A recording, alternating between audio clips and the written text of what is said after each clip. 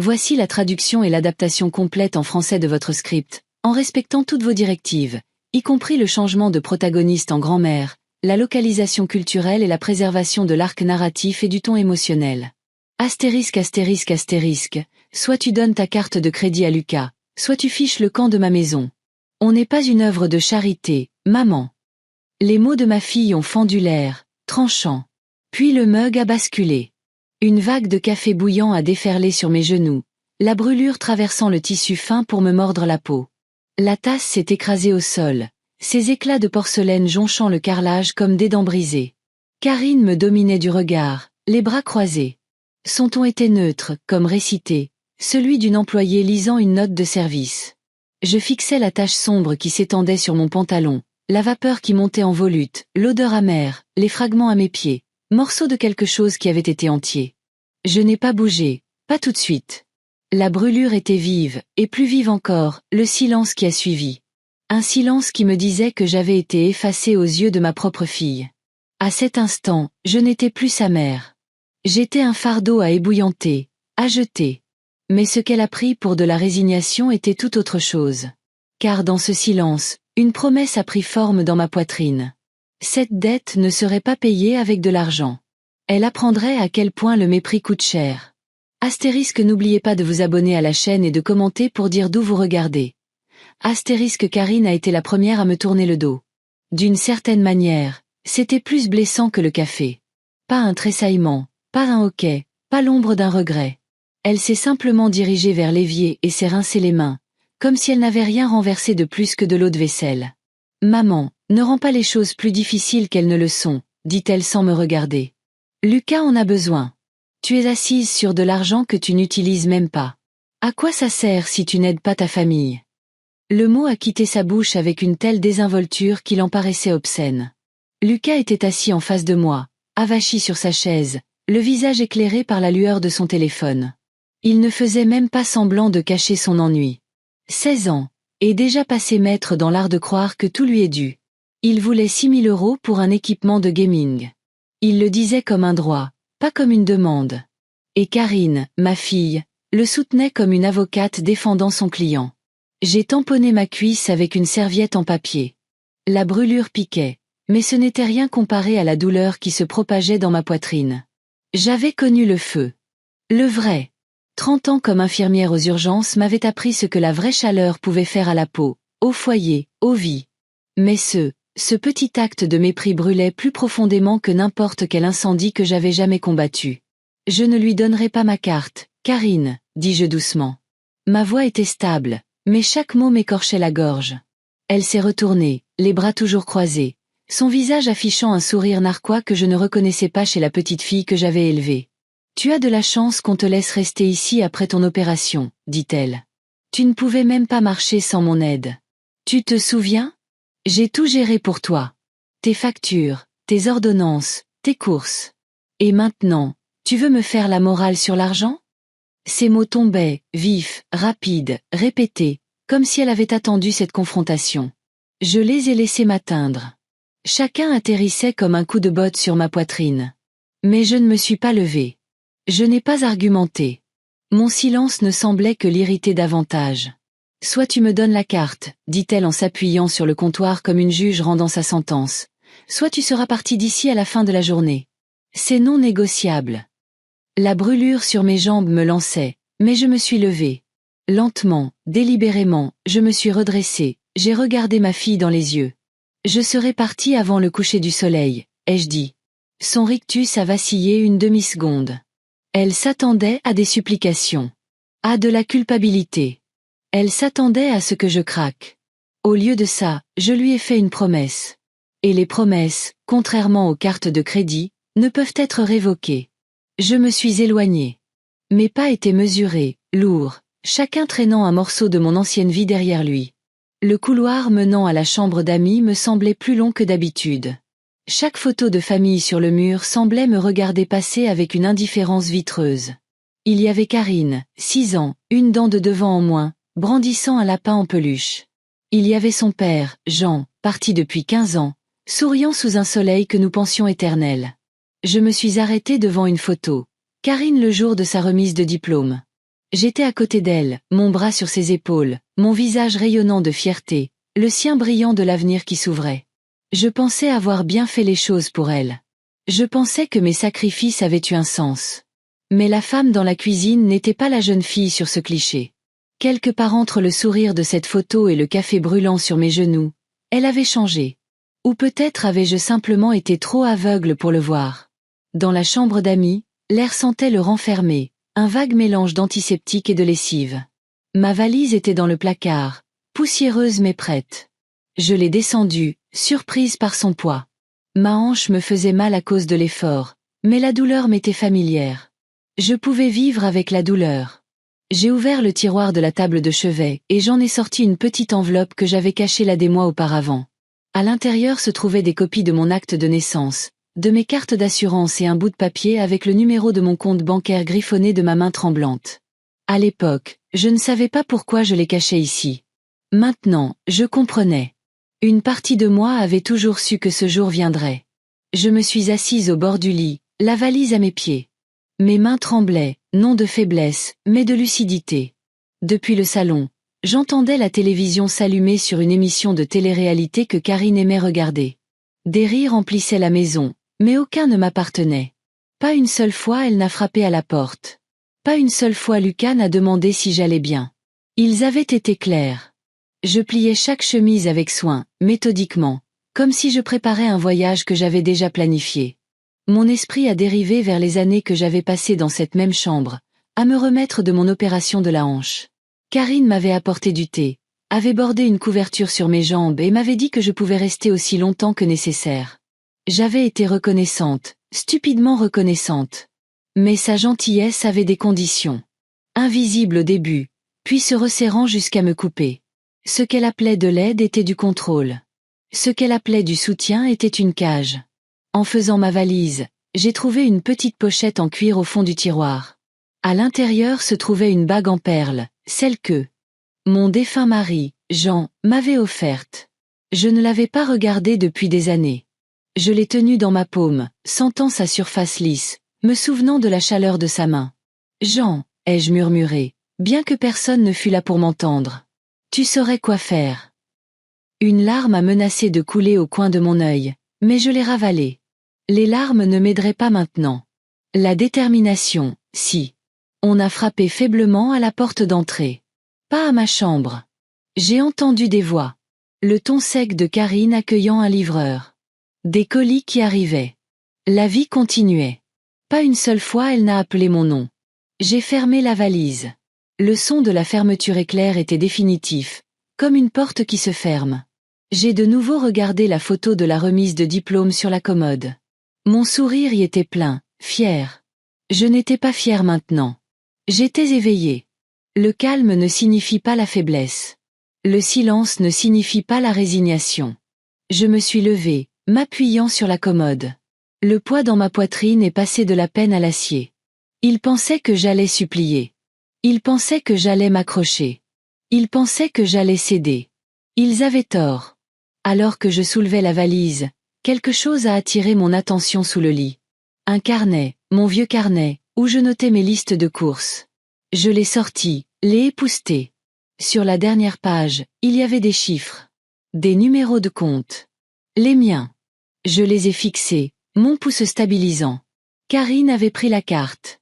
Elle pensait avoir tout pris. Mais elle n'avait pas pensé à prendre ça. J'ai glissé le carnet dans ma poche.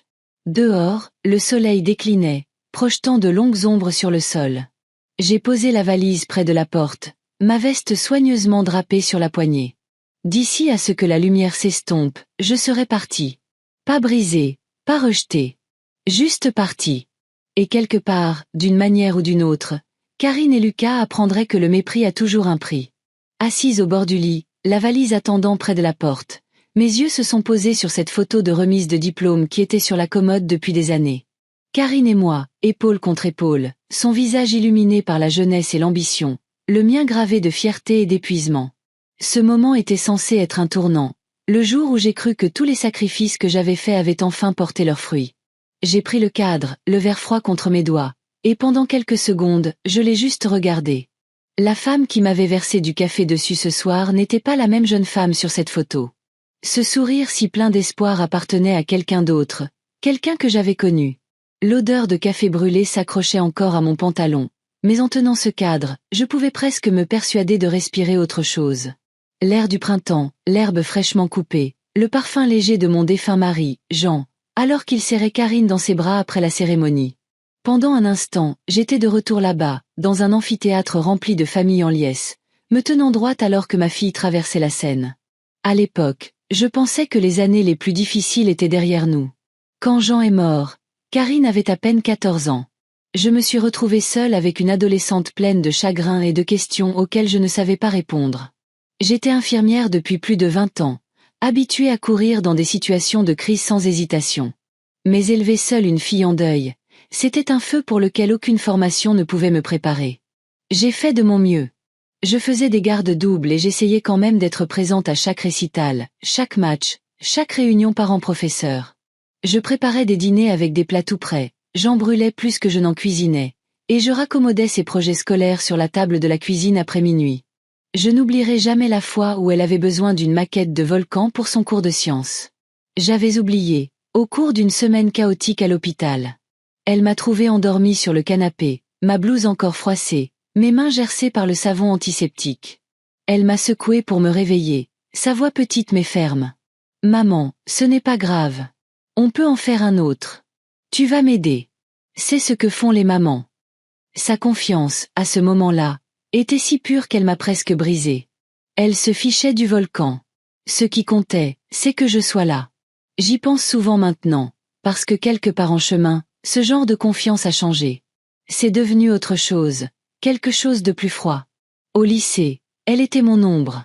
Elle me faisait signe dans les gradins à ses matchs de basket, cherchant toujours à s'assurer que j'étais là. Elle s'appuyait sur moi pour des conseils, même si je n'avais pas grand-chose de plus à offrir qu'un sourire fatigué.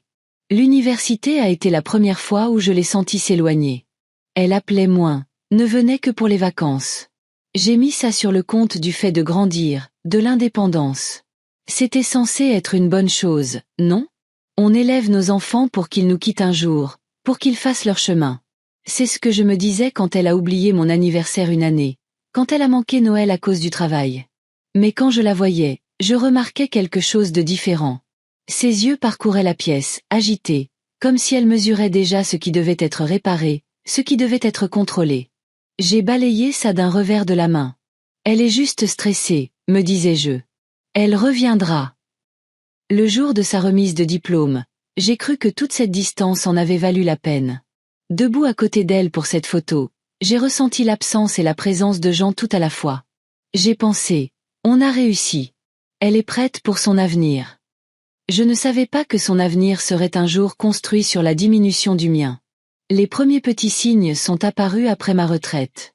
J'avais ma pension, mes économies, la maison que Jean et moi avions achetée ensemble. Karine a commencé à proposer son aide. « Maman, laisse-moi m'occuper de tes factures en ligne. Ce sera plus simple, moins de paperasse. Maman, je vais faire les courses. Tu n'as pas besoin de te fatiguer. Maman, tu ne devrais pas t'embêter avec les voisins. Tu te fatigues trop vite. » Cela ressemblait à de l'attention. Et au début, j'étais reconnaissante. Après des années à donner, c'était agréable de se sentir prise en charge. Mais petit à petit, le monde autour de moi s'est rétréci. La boîte aux lettres que j'avais l'habitude d'ouvrir moi-même est restée vide. Les appels de vieux amis n'arrivaient plus jusqu'à moi. Même le club de belote local où je jouais le jeudi soir a cessé de m'inviter parce que, comme je l'ai appris plus tard, Karine leur avait dit que j'étais trop fatiguée pour jouer. Je me disais que c'était temporaire, qu'elle m'aidait juste à me remettre de mon opération de la hanche, qu'elle était occupée et essayait de tout gérer. Mais la vérité était plus dure. Elle me gérait, moi. Un soir, il y a environ 3 ans, elle est rentrée tard du travail.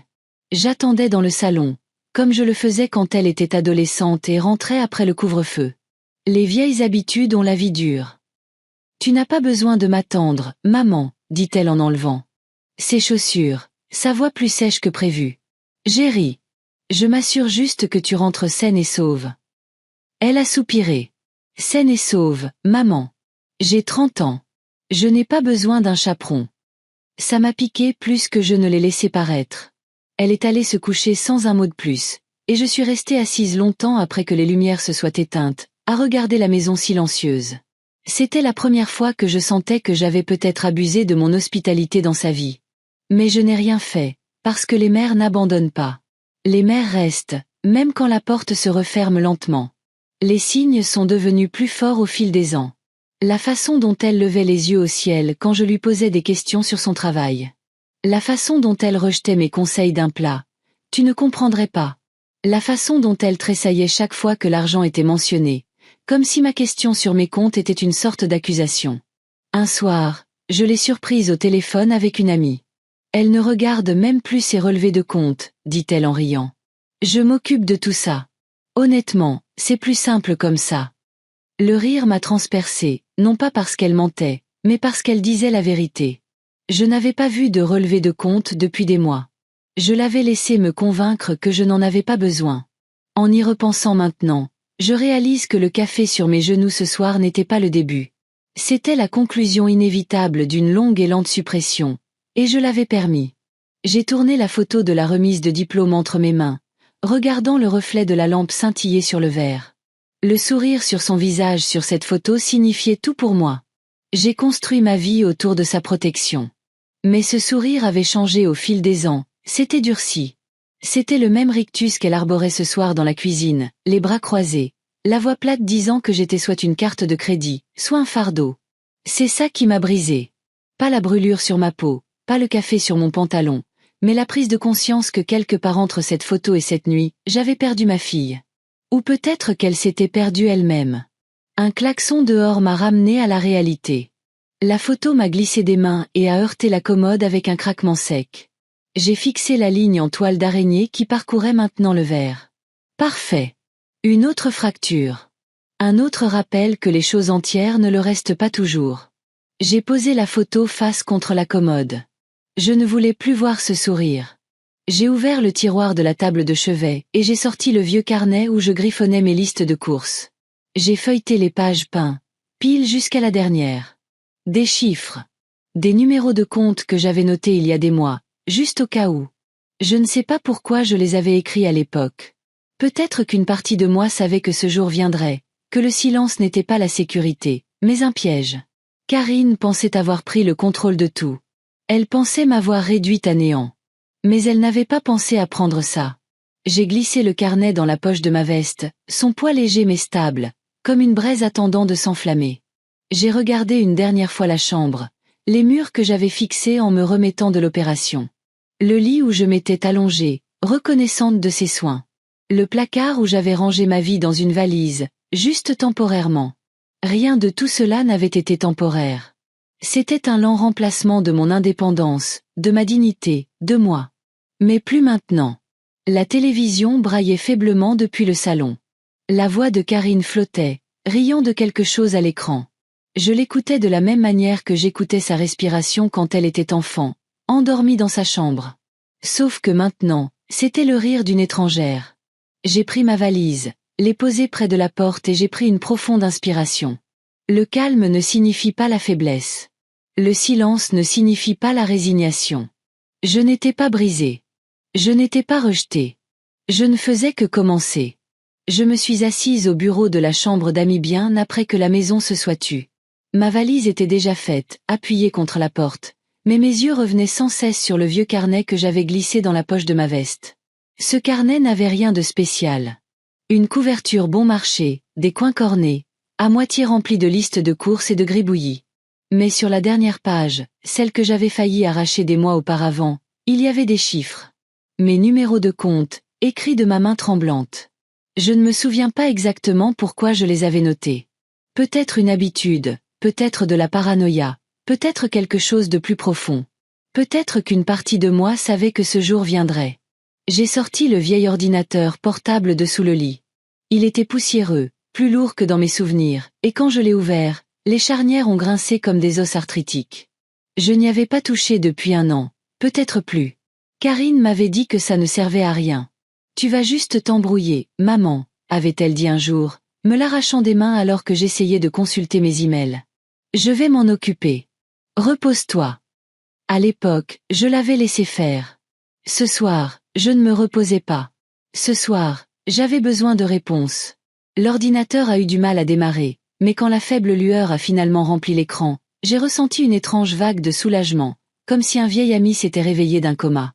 J'ai essayé le premier mot de passe qui m'est venu à l'esprit, l'anniversaire de Jean. Refusé. J'ai essayé notre anniversaire de mariage. Refusé à nouveau. Mes mains planaient au-dessus des touches, aussi inutiles que des outils cassés. Pendant une seconde, j'ai pensé, peut-être que Karine avait raison. Peut-être que je n'avais plus rien à faire ici. Puis je me suis souvenu de cette Bible sur l'étagère. Je l'ai prise, j'ai feuilleté ses pages usées, et bien sûr, un post-it jaune délavé en est tombé. Mon écriture me regardait, le mot de passe que j'avais griffonné là il y a longtemps. Je l'ai tapé avec soin. L'écran a clignoté. Puis soudain, j'étais dans mon compte. Mon nom. C'est difficile de décrire ce que j'ai ressenti à ce moment-là. Pendant des mois, je m'étais senti effacée, invisible, gérée comme une note de frais. Mais il était là, mon nom à l'écran, la preuve que j'existais encore, que j'avais encore une place dans le monde qui n'était pas filtré par le contrôle de ma fille. Le soulagement n'a pas duré. Mes yeux ont parcouru la page, scrutant les transactions, et chaque ligne était comme un coup au corps. Des dépenses que je ne reconnaissais pas. Des centaines d'euros chez des détaillants en ligne. Des livraisons de nourriture tard le soir que je n'avais jamais mangé. Des services de streaming empilés les uns sur les autres, dont je n'avais jamais entendu parler. Et puis les frais de jeux vidéo. Des milliers d'euros, étalés sur des semaines et des mois. De l'argent siphonné de ma pension par petites gouttes numériques. Le plus récent datait d'hier. 600 euros dans un magasin d'électronique. Lucas. Je me suis adossée à la chaise, serrant les accoudoirs jusqu'à ce que mes articulations blanchissent. Là. Première fois, son masque se brisa complètement. Sa mâchoire se crispa, ses yeux se rétrécirent. Tu es paranoïaque, siffla-t-elle. Tu as toujours été paranoïaque. Pas étonnant, papa. Elle s'arrêta. Trop tard. J'ai senti les mots comme une lame. Pas étonnant, papa. Elle avait été sur le point de remuer le couteau dans la plaie. J'ai expiré lentement. Sors, Émilie. Ses yeux brillèrent de colère, mais elle se leva, attrapa son sac à main et partit sans un autre mot. La porte se referma derrière elle avec une finalité qui résonna dans toute la maison. Cette nuit-là, je n'ai pas pu dormir. Je me suis assise à la table de la cuisine avec la boîte de cigares en acajou devant moi, vide, mais toujours lourde. J'ai pensé à Émilie enfant, s'endormant sur ma poitrine après l'histoire du soir. J'ai pensé à son adolescence, claquant les portes, me traitant de démodée. J'ai pensé à son mariage, la façon dont elle souriait à Daniel mais ne se retournait jamais vers moi. Et puis j'ai pensé à elle ce soir, le venin dégoulinant de ses mots. J'ai réalisé quelque chose. Ce n'était pas seulement une question d'argent. Émilie m'en voulait de vivre, de durer plus longtemps qu'elle ne le souhaitait. Et cela signifiait qu'elle n'arrêterait pas. Alors, j'ai commencé à planifier. Pas avec les poings, pas avec la rage, mais avec patience, précision et les outils qu'Émilie ne pourrait jamais comprendre. La loi, le papier et le temps. J'ai rappelé Maître Bernard. Une dernière chose, dis-je. Je veux créer une fiducie. Inattaquable. Émilie ne verra pas un centime. Bernard gloussa sombrement. On dirait la guerre. Non, dis-je. C'est de la survie. Le retournement de situation est arrivé 2 jours plus tard. Une lettre est arrivée par la poste, d'aspect officiel. Elle provenait d'un cabinet d'avocats que je ne connaissais pas. Madame Cartier, disait-elle, nous représentons Émilie Lambert. Ceci est pour vous informer de son intention d'engager une procédure de mise sous tutelle, citant des inquiétudes concernant vos capacités mentales. J'ai fixé les mots jusqu'à ce qu'ils se brouillent. La tutelle.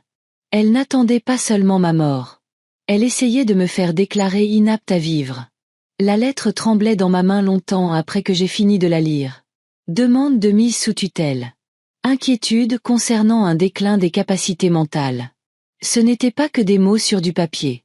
C'était une lame, aiguisée et polie par ma propre fille. La tutelle 6, 7, 8, 9, 10 si elle réussissait, elle n'aurait pas besoin d'attendre mon testament ou mon assurance vie. Elle posséderait ma vie pendant que je respirais encore. J'ai plié la lettre, l'ai glissée dans son enveloppe et je me suis assise à la table de ma cuisine, au même endroit où Martin et moi jouions aux cartes les soirs tranquilles. J'ai murmuré à la chaise vide en face de moi. Elle essaie de m'enterrer vivante. Le lendemain matin, j'ai foncé au bureau de maître Bernard. Il n'eut qu'à voir mon visage pour mettre de côté la pile de dossiers sur son bureau. « Racontez-moi », dit-il. Je lui tendis la lettre. Ses lèvres bougèrent silencieusement pendant qu'il lisait. Puis il se pencha en arrière avec un long soupir. « La tutelle. C'est audacieux, et c'est sale. Elle veut prouver que je suis sénile, dis-je à voix basse. Elle veut que le tribunal me prive de mes propres décisions. » Bernard tapota le papier. « Ne la sous-estimez pas, Jeanne. Ces demandes peuvent être dangereuses. Si elle amène des médecins, des voisins, même des reçus d'erreurs, les juges les prennent au sérieux. »« Quelles erreurs ?» demandai-je sèchement. Il hésita. « Dites-moi honnêtement, avez-vous eu des absences ? Oubliez vos médicaments, laissez la cuisinière allumée. » J'ai serré la mâchoire. J'ai 67 ans, je ne suis pas gâteuse. Je me souviens de plus de choses qu'elle ne l'a jamais cru. Bernard se pencha en avant. « Alors nous nous battrons. Mais prudemment. Ce n'est pas une question de colère. C'est une question de preuve. Si elle veut monter un dossier contre vous, nous en monterons un plus solide pour vous. » Cette semaine-là, Émilie a commencé son spectacle. Des voisins sont passés avec des histoires étranges. Madame Patterson d'en face, votre fille a mentionné que vous étiez un peu confuse ces derniers temps. Elle a dit que vous aviez laissé votre porte d'entrée grande ouverte toute la nuit. Un pharmacien, plissant les yeux vers moi. Émilie nous a dit que vous oubliez parfois vos ordonnances. On nous a conseillé de garder un œil sur vous. Et à l'église, les murmures se propageaient comme une traînée de poudre. C'est si triste. La pauvre Jeanne n'a plus toute sa tête. Heureusement qu'Émilie intervient. C'était une campagne, aussi méthodique que n'importe quelle élection.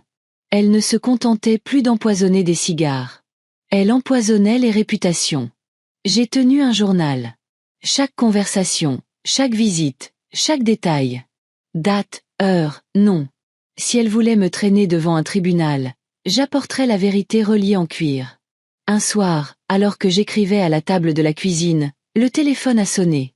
Je m'attendais à ce que ce soit Bernard. C'était Émilie. « Maman, dit-elle, son ton doux comme du sirop. J'ai entendu dire que tu avais des problèmes. Les médicaments, les portes non verrouillées. » C'est drôle, répondis-je. J'ai entendu la même chose. Je me demande d'où viennent ces rumeurs. Silence. Puis d'une voix aussi tranchante que du verre, elle dit « Tu peux rendre les choses faciles, tu sais. Signe juste la procuration.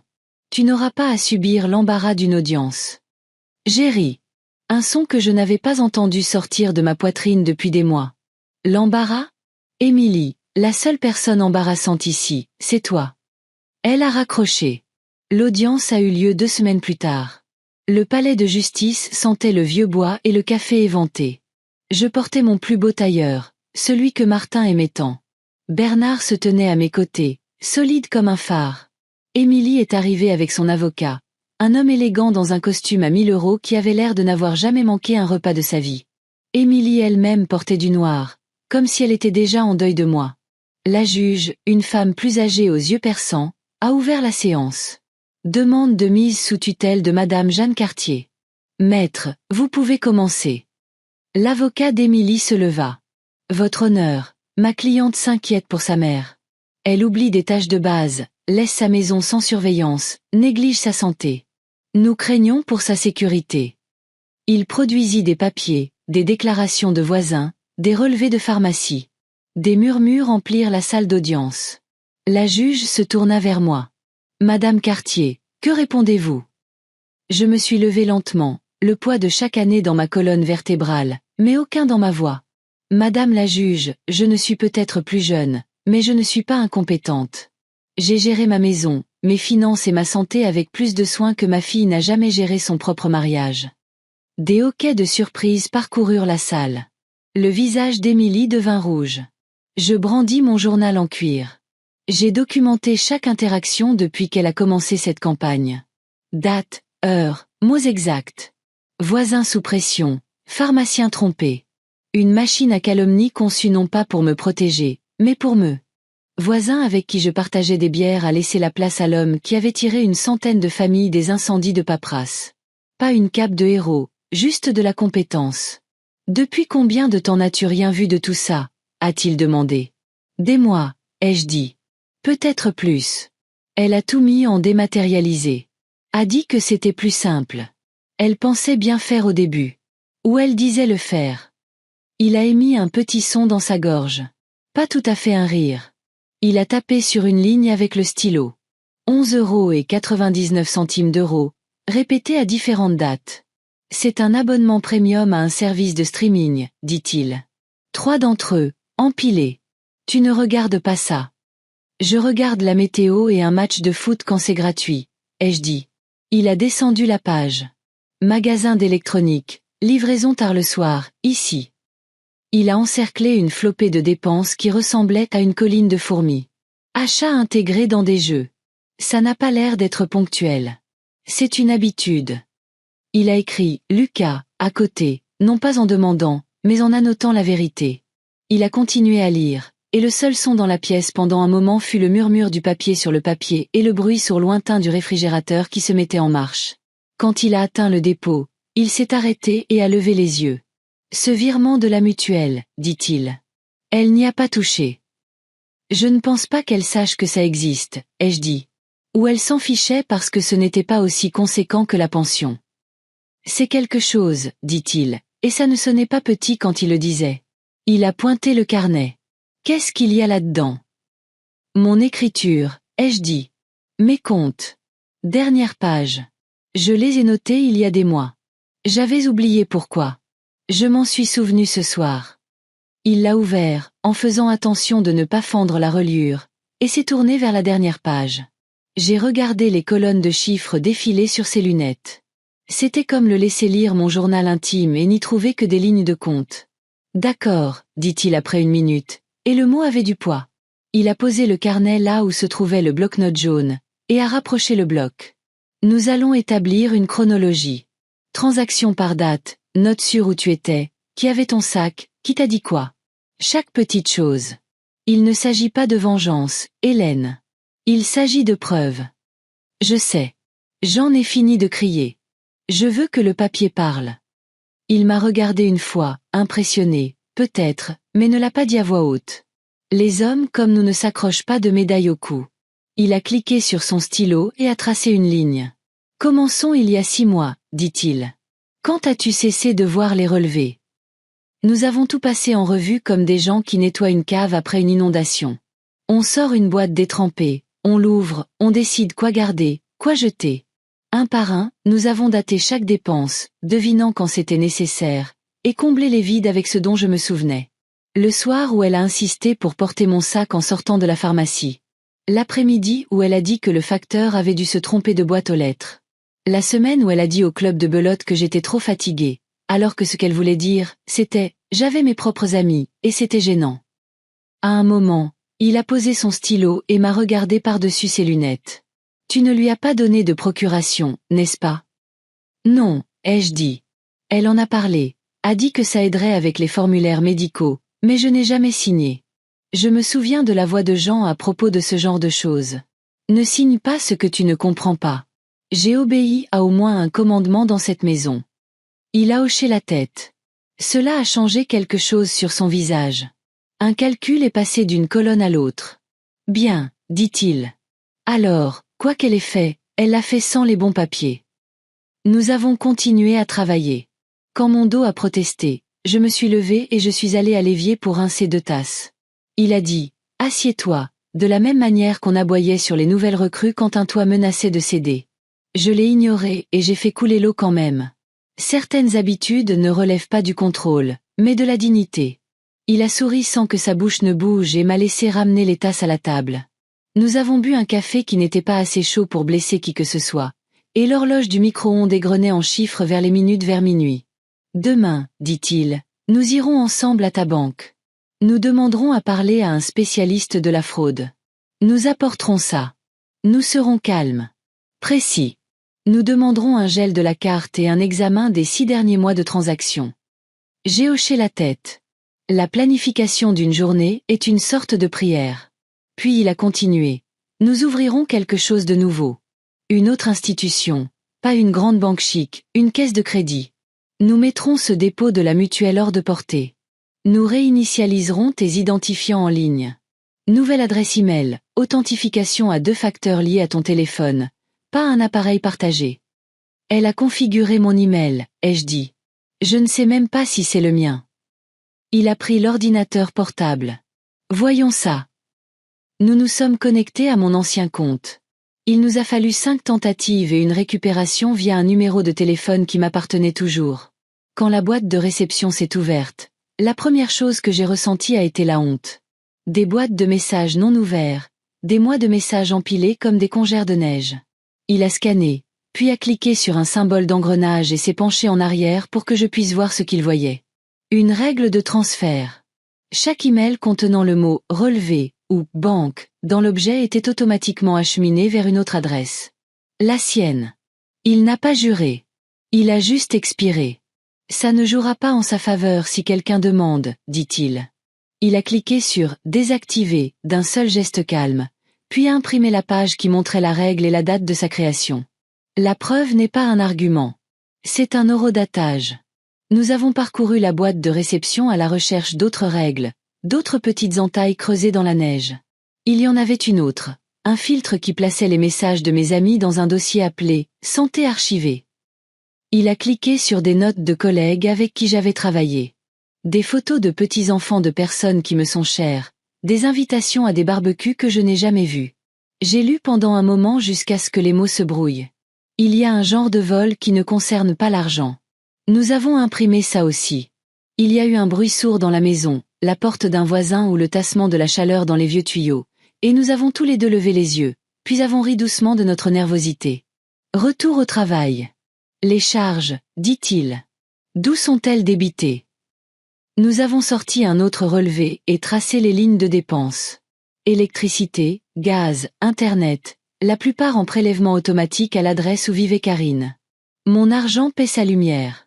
Pour la chaleur dans la pièce ou une tasse de café refroidie sur le comptoir. Pour le routeur que son Phil utilise pour diffuser ses jeux en direct sur du matériel que j'ai financé. Je ne t'ai jamais demandé de payer mes factures, ai-je dit. Et la phrase a sonné ridicule dès que je l'ai entendue, comme un enfant insistant qu'il n'a pas mangé les biscuits, même avec des miettes sur les lèvres. Tu n'as pas eu à le demander, dit Gérard. Elle a fait en sorte que tu ne puisses pas. Il a pris son téléphone. J'appelle quelqu'un. Qui?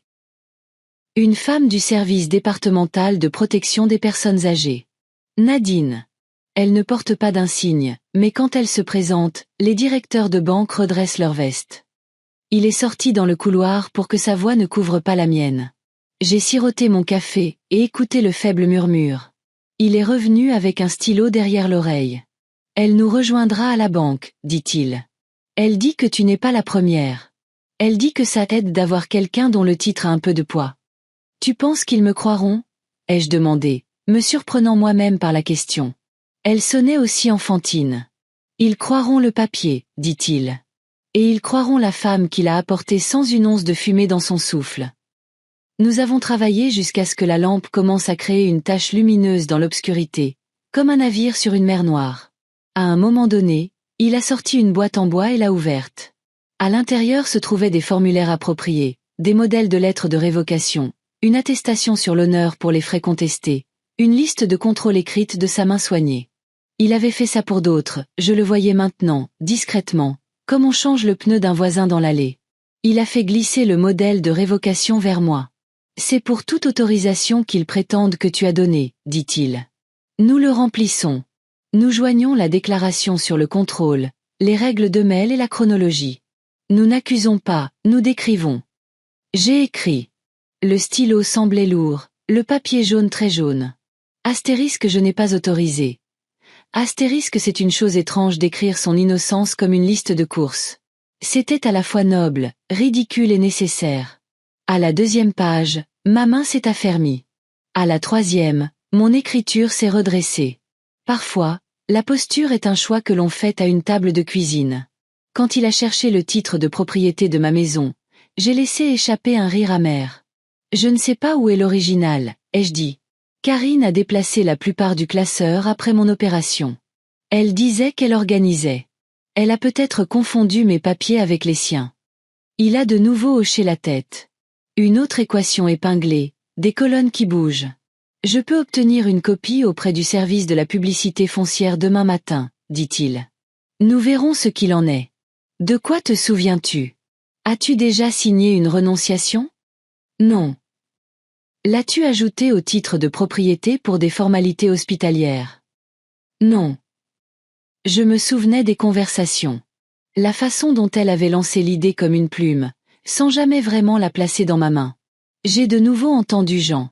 Astérisque ne signe pas ce que tu ne comprends pas. Astérisque, c'était peut-être la seule fois où j'avais écouté. Et ça m'avait sauvé. Alors, je suppose que tu es toujours l'unique propriétaire, dit-il. Ce qui signifie qu'elle y vit à ta discrétion. C'est important, Hélène. J'ai poussé un long soupir qui a adouci quelque chose dans ma poitrine. La maison n'était pas seulement du bois et des tuiles. C'était le rire de Jean dans le jardin. Les marques de crayon sur la porte du cellier, où la taille de Karine était notée. C'était mon nom, imprimé en noir sur blanc quelque part dans un tiroir départemental. C'était une chose que je pensais perdue. Et peut-être que non. Demain, a-t-il répété, cette fois un peu plus doucement. Banque d'abord, publicité foncière ensuite, caisse de crédit en troisième, et la poste. J'ai ajouté les mots, sortis avant même que je sache pourquoi. Il a penché la tête. Je pense qu'elle a fait dévier une partie de mon courrier, ai-je dit. Je ne peux pas le prouver, mais je ne me souviens pas de la dernière fois que j'ai tenu une enveloppe avec mon nom dessus. J'aimerais en tenir une à nouveau. Il l'a mis sur la liste sans commentaire. À 2 heures du matin, la bouilloire a sifflé comme pour nous rappeler que même les batailles silencieuses méritent un thé. Il a versé, j'ai signé. Nous avons scanné ce que nous pouvions avec l'application sur son téléphone. La petite barre de progression bleue rampant comme une ligne de sauvetage le long d'un mur. 1 ou 2 fois, mes yeux ont brûlé. Non pas à cause de ce qui m'avait été renversé plus tôt, mais à cause de ce que je pouvais enfin voir maintenant. Il a fait semblant de ne pas remarquer. C'est un genre de gentillesse que les hommes peuvent s'offrir mutuellement. Dors un peu, dit-il après 3 heures. J'ai préparé la chambre d'amis au bout du couloir. Les draps sont propres. La porte se verrouille de l'intérieur. Il n'a échappé à aucun de nous qui l'a dit comme une mesure de sécurité, pas comme un geste d'hospitalité. Je me suis levée, les articulations de mes genoux émettant leur petite plainte, et je me suis dirigée vers la porte. Il a posé une main sur mon bras. Ce n'était pas une prise, juste un contact, comme on le fait avec quelqu'un qui a franchi une porte difficile. Nous laisserons les formulaires parler, dit-il. Dans la chambre d'amis, la fenêtre donnait sur un érable. Les feuilles bougeaient comme un murmure. Je me suis allongée sur le lit, gardant mes vêtements. La vieille infirmière en moi veut toujours être prête à partir. Non pas parce que je m'attends à une urgence, mais parce que l'habitude apaise. La brûlure sur mes cuisses piquait quand je bougeais, mais la douleur ressemblait à une conséquence, pas à une sentence. À un moment donné, j'ai dormi. Quand je me suis réveillée, il faisait encore assez sombre pour prétendre que le matin n'était pas encore né. À 7 heures, nous étions à la banque. C'était la petite agence de la rue principale où la caissière vous reconnaît encore si vous portez le même chapeau 2 fois.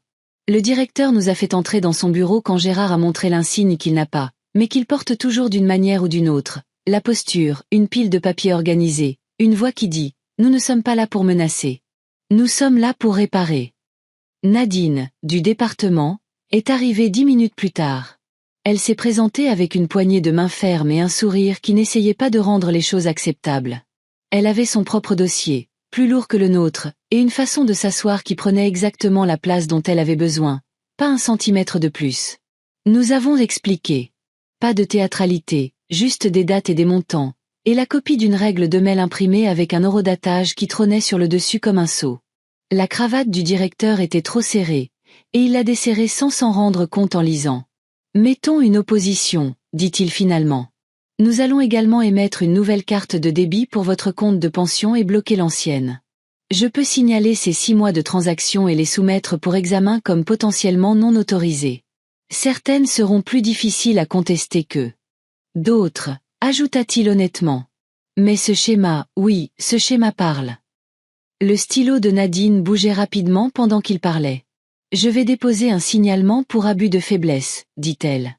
Et même le mot « faiblesse » ne m'a pas piqué à cause de la façon dont elle l'a dit, comme une catégorie qui méritait un garde du corps. Cela n'ouvre pas automatiquement une enquête pénale, Madame Lefebvre, mais cela crée un dossier. Cela incite également les banques et les commerçants à prendre votre litige plus au sérieux. Seriez-vous prête à faire une brève déclaration? Oui, ai-je dit. Le « oui » m'a surprise par sa facilité. Nous l'avons fait à la petite table ronde, ma voix stable, pendant qu'elle écrivait, s'arrêtant pour relire des phrases afin de s'assurer qu'elles étaient les miennes. Astérisque je n'ai pas autorisé. Je n'ai pas reçu. Astérisque des mots que je n'aurais jamais imaginé devoir dire à propos de mon propre sang. Mais les dire ressemblaient moins à une trahison qu'à l'extraction d'une écharde. La blessure était déjà là. L'outil l'a simplement mise en lumière. Quand nous avons eu fini, Nadine a fait glisser une carte vers moi. Si elle se présente ici, dit-elle en tapotant la surface, ou à votre domicile ou chez votre ami, et que vous vous sentez sous pression ou en danger, appelez. Vous n'avez pas à faire de scène. Mais n'en faites pas un secret. J'ai hoché la tête et j'ai rangé la carte dans le portefeuille que je possédais toujours parce qu'elle n'avait pas réussi à me le prendre la semaine dernière quand elle avait insisté pour porter mon sac. La caisse de crédit était la suivante. C'était plus calme là-bas, un bourdonnement comme dans une bibliothèque. La femme au guichet avait à peu près l'âge de Karine quand elle a obtenu son diplôme. Son badge indiquait « Clarisse » en lettres capitales joyeuses. Elle m'a souri comme on sourit à une personne. Pas un problème. Nous avons ouvert un nouveau compte. J'ai utilisé le dépôt de la mutuelle pour l'alimenter. Nous avons défini un mot de passe que personne d'autre que moi ne connaîtrait et une question de sécurité dont seuls Jean et moi comprendrions la réponse. L'authentification à 2 facteurs a été liée à mon téléphone, et j'ai regardé le petit code arriver à l'écran, comme un petit bateau accostant dans un bon port. Nous sommes repartis avec une nouvelle carte de débit et le sentiment qu'une porte s'était fermée derrière nous, volontairement cette fois, pas par la main de quelqu'un d'autre. Au service de la publicité foncière, Gérard a demandé une copie de mon titre de propriété avec le genre de politesse qui ne laisse aucune place à la discussion. L'employé a feuilleté une pile, a tapé quelque chose sur un clavier avec des doigts qui avaient fait ça 1000 fois, et est revenu avec un papier qui m'a coupé le souffle. Astérisque unique propriétaire, Hélène Lefebvre astérisque, enregistré le mois où Jean et moi avions signé, il y a 28 ans. Pas de transfert, pas d'amendement. Pas de nom de fille se faufilant dans l'encre comme une mauvaise herbe dans une fissure. Gérard n'a pas souri. Ce n'est pas un homme qui sourit au soulagement de quelqu'un d'autre, mais il a dit « c'est clair ». Et il a mis le papier dans le dossier comme un homme qui range un bon outil dans sa boîte. Nous nous sommes arrêtés pour un café l'après-midi, chaud mais pas brûlant, et un sandwich que nous avons à peine goûté. Ce n'était pas une célébration. C'était du carburant. Sur le chemin du retour chez lui, mon téléphone a vibré avec un SMS d'un numéro que je ne reconnaissais pas. J'ai failli l'ignorer par principe. Puis j'ai lu la première ligne. La Poste, confirmation de changement d'adresse. Votre courrier a été réexpédié à la BP. Suivi d'un numéro que je n'avais jamais vu. La date était d'il y a 3 mois. Initié en ligne. Il y avait un lien pour « Gérer votre réexpédition ». Sous « Autorisé par », il y avait mon nom. Ce n'était pas mon email de confirmation. J'ai tendu le téléphone à Gérard, qui a lu, puis l'a passé à Nadine quand elle nous a rejoints à la table de la salle à manger pour terminer le dossier. Nadine n'a pas fait la grimace. Elle n'en avait pas besoin. Elle a simplement ajouté la capture d'écran à la pile avec une pince soignée. Ce genre de choses, dit-elle, ne ressemble pas à de l'attention quand un procureur le pose sur une table. Nous n'appelons pas la police aujourd'hui, ai-je dit, plus à moi-même qu'à elle. Ce n'était pas de la peur. C'était une limite. Nous construisons. Nous le mettons sur papier. Exactement, dit Nadine. Vous empilez des briques. Vous n'avez pas encore à vivre dans la maison, mais elle est en cours de construction. La journée s'est terminée comme certains incendies, pas avec des trompettes, pas avec un vent pur, mais avec le sifflement des cendres humides. La lampe de Gérard brillait. Le dossier s'était alourdi de notre travail. Sur le bloc-notes, il a dessiné une courte liste pour demain.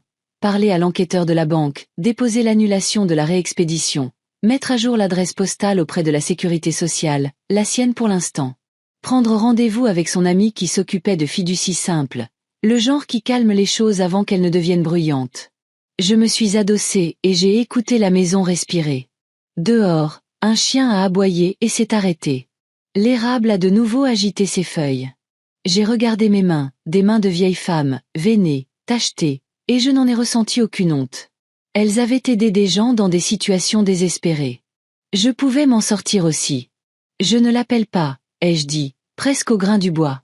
Je n'explique pas, Comme j'ai toujours expliqué. Gérard a arraché la feuille du bloc et me l'a tendue. Tu n'as pas à le faire, dit-il. Tout est expliqué ici. Il a éteint la lampe, et la pièce s'est remplie d'une douce obscurité qui n'était pas menaçante. J'ai serré le dossier contre ma poitrine et j'ai senti le calme s'installer sur moi comme une couverture que Jean avait l'habitude de border sur mes genoux quand je m'endormais sur le canapé. Pour la première fois depuis des mois, je voulais dormir non pas pour échapper à la journée, mais pour rencontrer la suivante. Quand le téléphone a de nouveau vibré sur la table, j'ai failli ne pas le prendre. Puis j'ai vu l'aperçu, RDV confirmé, évaluation immobilière, et 1 heure, 2 après-midi plus tard. Non demandé par moi. Demandé par un gestionnaire de maisonnée, en utilisant mon email. Le même email qui avait transféré mes relevés dans un dossier sombre. L'adresse était ma maison. J'ai posé le téléphone face contre la table et j'ai laissé le silence faire son travail. Gérard m'a regardé.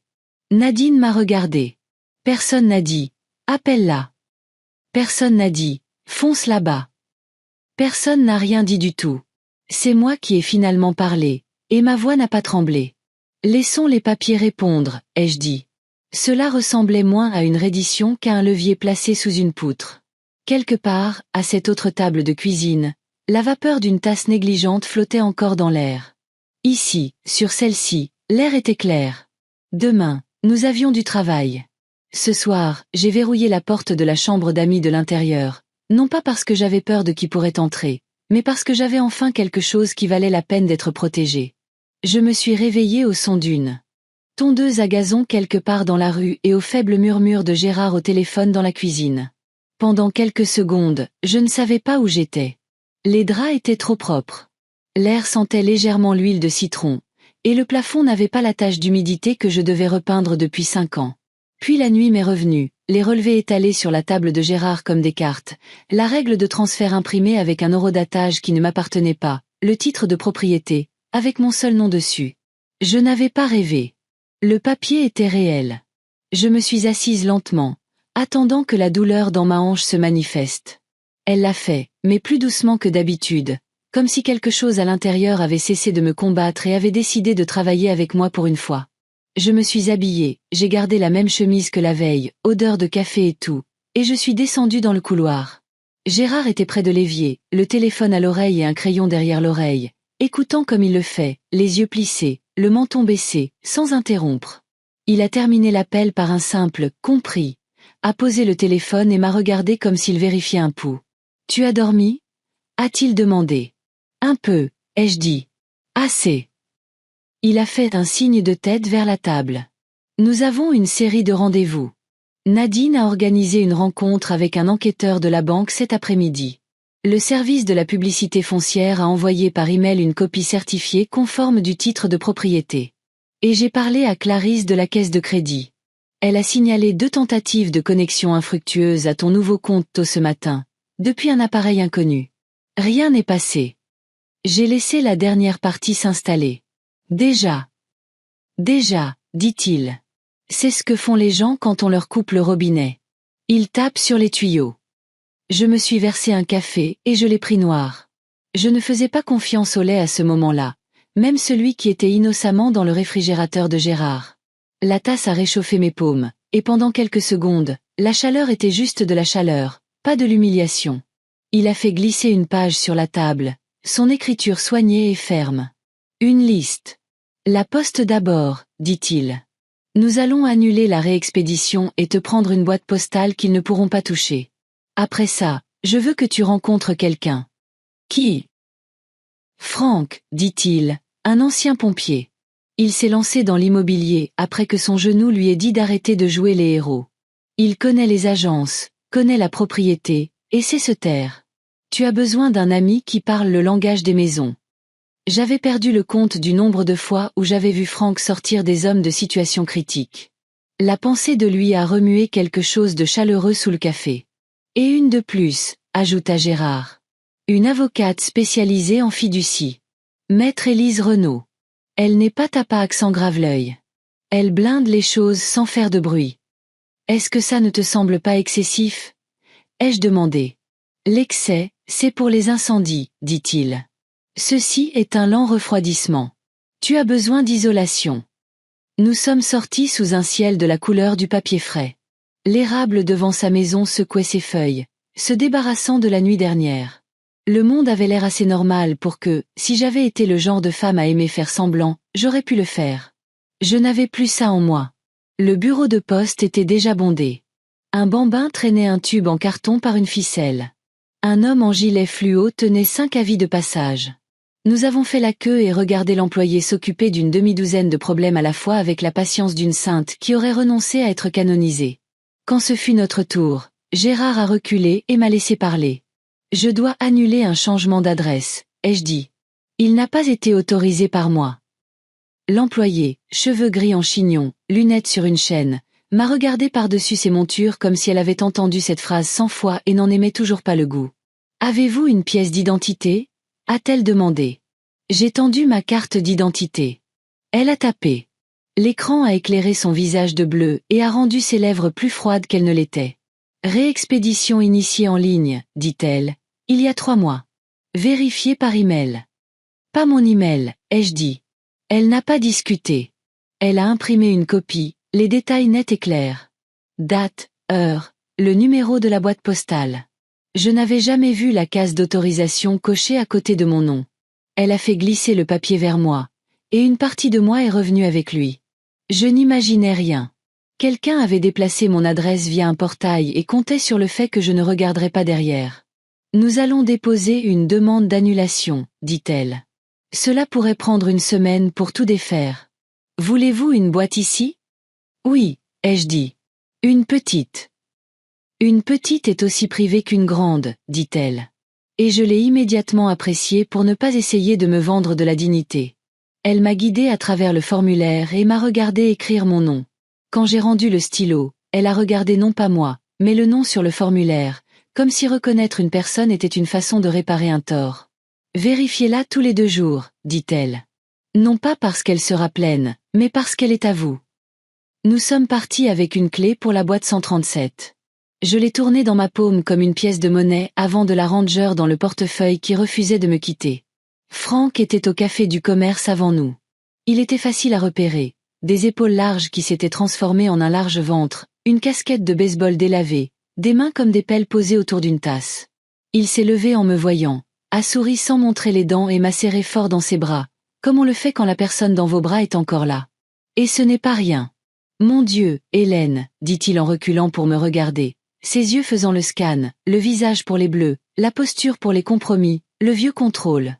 Tu vas bien? J'ai connu pire, ai-je dit. J'ai connu mieux.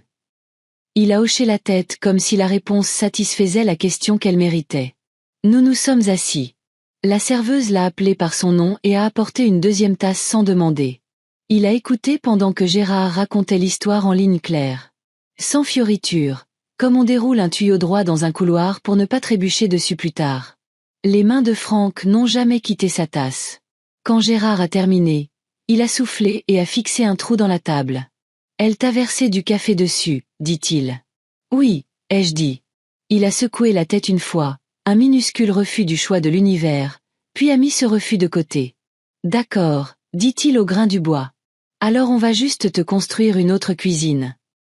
C'est un homme qui a appris à traduire la fureur en travail. Il a fouillé dans sa veste et a fait glisser une carte de visite sur le menu plastifié. Carla Dubois, agent immobilier. Petite police, pas de dorure, le genre de carte qui vit dans un portefeuille parce qu'elle en gagne le droit. Elle est discrète, dit-il. C'est comment? Estimer une maison sans en faire un défilé. Elle fera une visite discrète, sortira des comparaisons et parlera à un notaire de confiance. Si tu veux vendre, elle la mettra en vente. Si tu veux la garder et la verrouiller, elle te dira comment. Si tu veux la mettre en fiducie, elle retiendra son souffle jusqu'à ce que les papiers atterrissent. Dis-lui de le programmer, ai-je dit, puis j'ai pris une inspiration. À partir de ce matin, quelqu'un a programmé une expertise chez moi en utilisant mon email. Les sourcils de Franck se sont levés sous le bord de sa casquette. Laisse-moi deviner, pas toi. Pas moi. Alors, soit ils essaient un refinancement, soit ils testent la valeur pour une vente qu'ils pensent que tu ne verras jamais. Il a pris une serviette, a sorti un stylo de derrière son oreille et a écrit 2 mots. Astérisque chaîne de possession astérisque. Il les a soulignés 2 fois. Tout ce que tu autorises concernant cette maison passe par quelqu'un qui sait aussi épeler ça. Tu ne rencontres pas les prestataires de services seuls sur cette propriété. L'expert qui vient pour toi porte tes papiers, pas les leurs. La serveuse a fait glisser des assiettes que nous n'avions pas demandées devant nous. Toast, fruits qui semblaient surpris d'être réveillés. Nous avons mangé par obligation. La nourriture est du carburant quand on a des échelles à monter. Entre deux bouchées, Franck a raconté l'histoire d'une veuve dont le neveu avait transformé sa maison en Airbnb sans qu'elle comprenne ce qu'était une application. Pas d'arrestation, pas de reportage télévisé, juste une ordonnance restrictive et un changement de serrure. Cela s'est terminé avec une lumière de Porsche qui s'est allumée au bon moment et la femme qui a dormi toute la nuit pour la première fois depuis 1 an. Des vents calmes, dit-il. De bons papiers et de bonnes serrures. Après le café, nous sommes allés au bureau de maître Élise Renaud. Son immeuble ressemblait à tous les autres bâtiments bas en briques qui abritent de petites entreprises et des secrets. Son hall d'entrée avait une plante qui était soit très saine, soit très fausse, et une rangée de chaises qui suggérait que personne n'était censé rester longtemps. Elle est apparue à l'heure du rendez-vous et a dit mon nom comme une voisine qui vous appelle depuis le jardin. Madame Lefebvre, dit-elle en tendant la main. Je suis désolée que nous nous rencontrions dans ces conditions. J'ai vu pire, ai-je dit. Et bu de meilleurs cafés. Elle a souri à cela, sans le genre de sourire de pitié que j'ai toujours détesté. Nous nous sommes assis à sa table de conférence et j'ai posé le dossier. Elle a mis des lunettes de lecture et a pris chaque feuille de papier à 2 mains, comme on prend une assiette fragile sur une étagère. Quand elle a eu terminé, elle a enlevé ses lunettes et les a posées sur le dossier fermé. Ce n'est pas une histoire rare, dit-elle. Mais elle est particulièrement nette. Vous détenez toujours le titre de propriété. Il n'y a pas de procuration. Vous avez des techniques de contrôle démontrables, le transfert de mails et de courriers, qui ont été mises en place sans votre consentement éclairé. Et vous avez un schéma d'exploitation financière qui signale une dépendance qui ne réduit pas votre autonomie. Cela renforce votre crédibilité.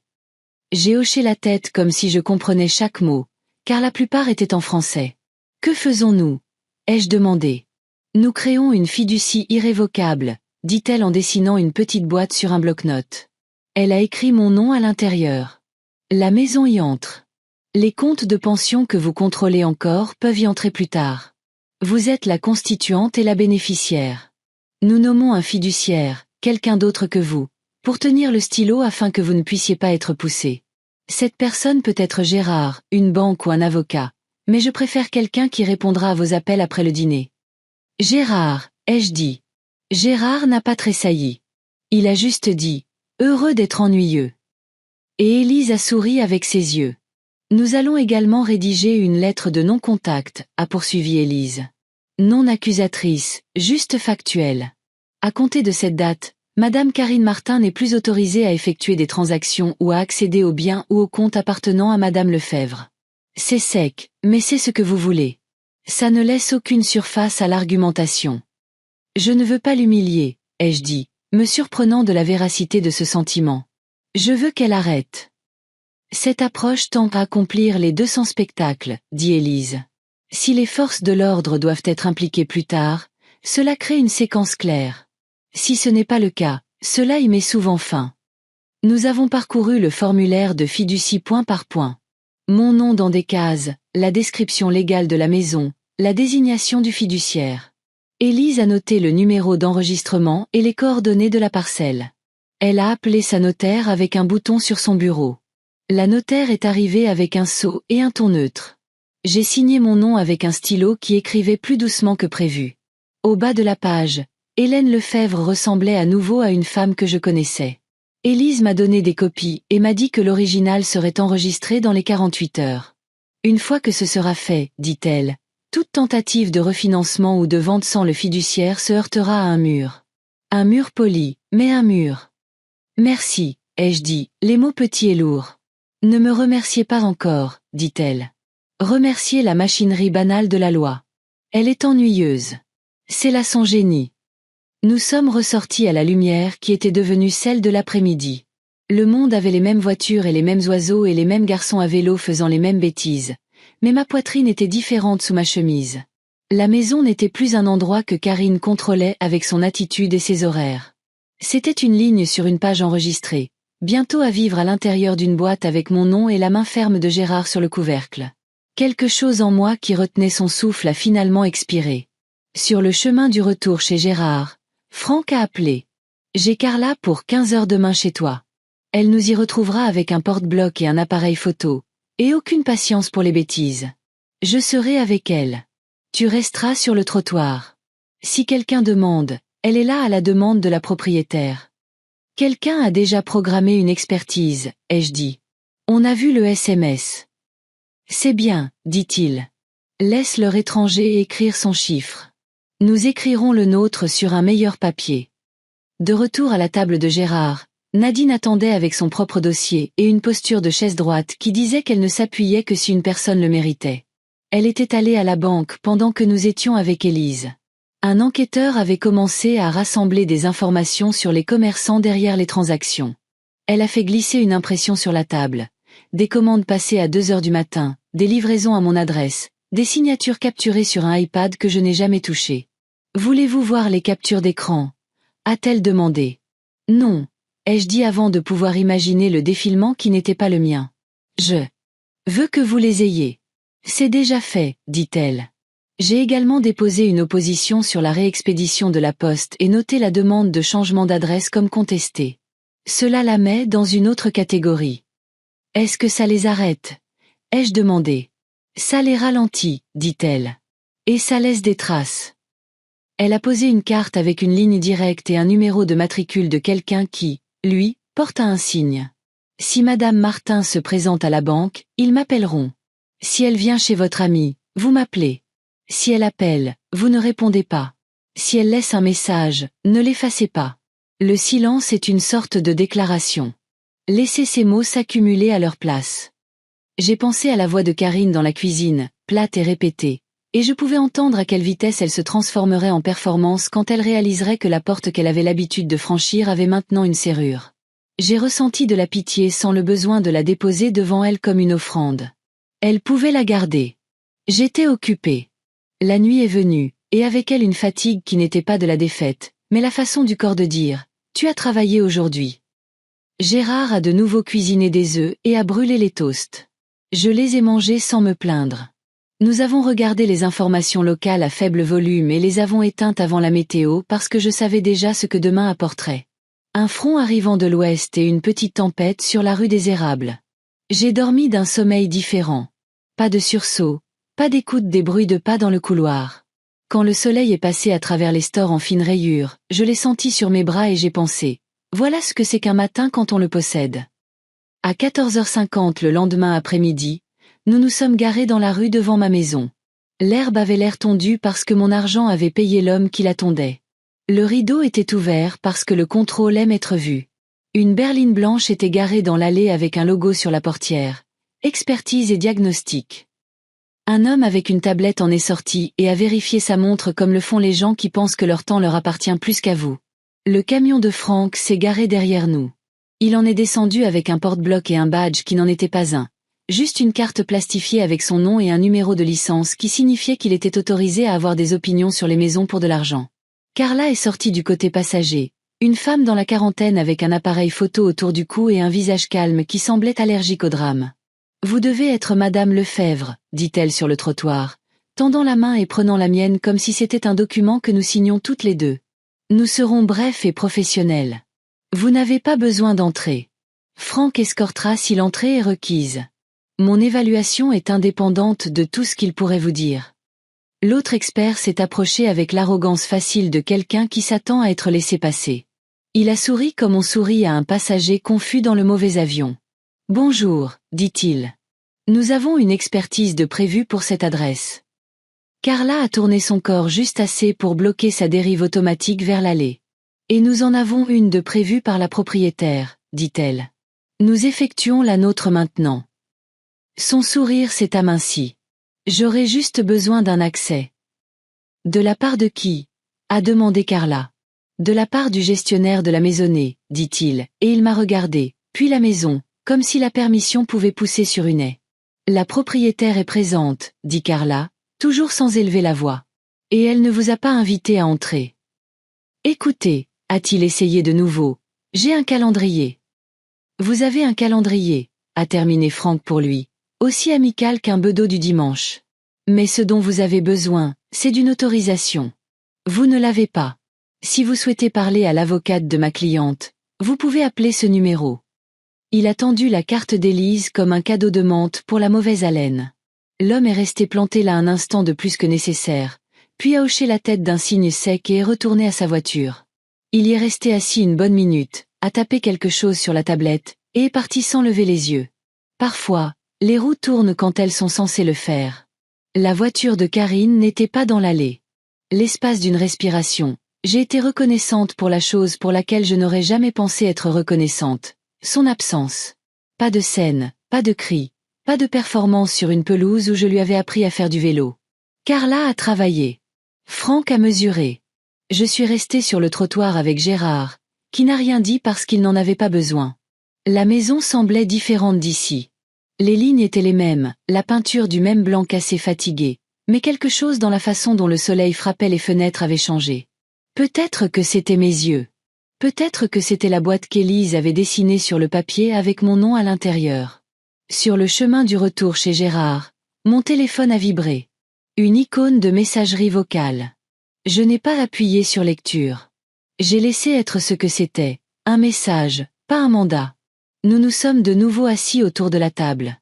Carla a envoyé ses notes préliminaires, structure solide, toit vieillissant, rénovation de la cuisine mal faite, et des ventes comparables qui racontaient une histoire, comme le font les chiffres quand on leur demande gentiment. Vous aurez le rapport officiel demain, dit-elle. Ne soyez pas surprise si leur tentative déclenche un appel d'un prêteur. Si c'est le cas, ne discutez pas. Renvoyez-les à votre conseil. J'apprends toutes sortes de nouvelles façons de dire non sans dire non, ai-je dit. C'est de la planification successorale, dit-elle. Un long et poli non. Nous avons passé un appel avant le dîner, au serrurier de confiance de Franck. Il nous retrouverait le matin, avec ma permission et Gérard à ses côtés, pour changer les serrures qui avaient été tournées si souvent par d'autres mains qu'elles avaient oublié les miennes. Élise a envoyé par SMS une photo du dépôt de la fiducie enregistrée. Le numéro du document brillait comme un petit phare sur une carte sombre. Je suis sortie sur le porche de Gérard et j'ai regardé l'érable transformer l'air en une danse. J'ai pensé à Karine, petite fille, courant à travers un arroseur, criant de joie, le soleil scintillant dans ses cheveux. La façon dont ses joues rougissaient quand elle s'épuisait et tombait sur mes genoux sans autre but que d'être tenue. Le souvenir ne m'a pas poignardé comme il l'avait fait l'année dernière. Il s'est assis à côté de moi. Un ami qui sait quand se taire. Derrière moi, j'ai entendu le grattement de la chaise de Gérard sur le parquet, le cliquetis de la vaisselle allant dans l'évier. La voix basse de Nadine flottait depuis la salle à manger. Elle était au téléphone avec quelqu'un qui mettrait une note dans un système pour qu'une future porte nécessite une clé différente. Un SMS a fait vibrer mon téléphone. Numéro inconnu. Tu ne peux pas être sérieuse. C'est cruel. Pas de nom, pas de point d'interrogation. En dessous, un second. On parlera demain. Je n'ai rien tapé. J'ai posé le téléphone face contre la balustrade du porche et j'ai laissé le bois prendre son poids. Le calme ne signifie pas la faiblesse. Il signifie la mesure. Il signifie que le plan a le temps de respirer.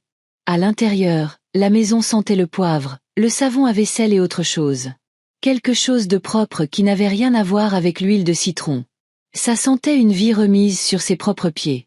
Je suis rentrée, j'ai fermé la porte et j'ai tourné le verrou de ma main. Le clic était petit. L'écho ne l'était pas. Le matin après cette réunion avec l'avocate, je me suis réveillée plus tôt que d'habitude. Les vieilles habitudes de mon défunt mari dans la marine nationale ne m'avaient jamais quittée. L'aube me tirait encore du lit comme une corde invisible. Mais ce matin était différent.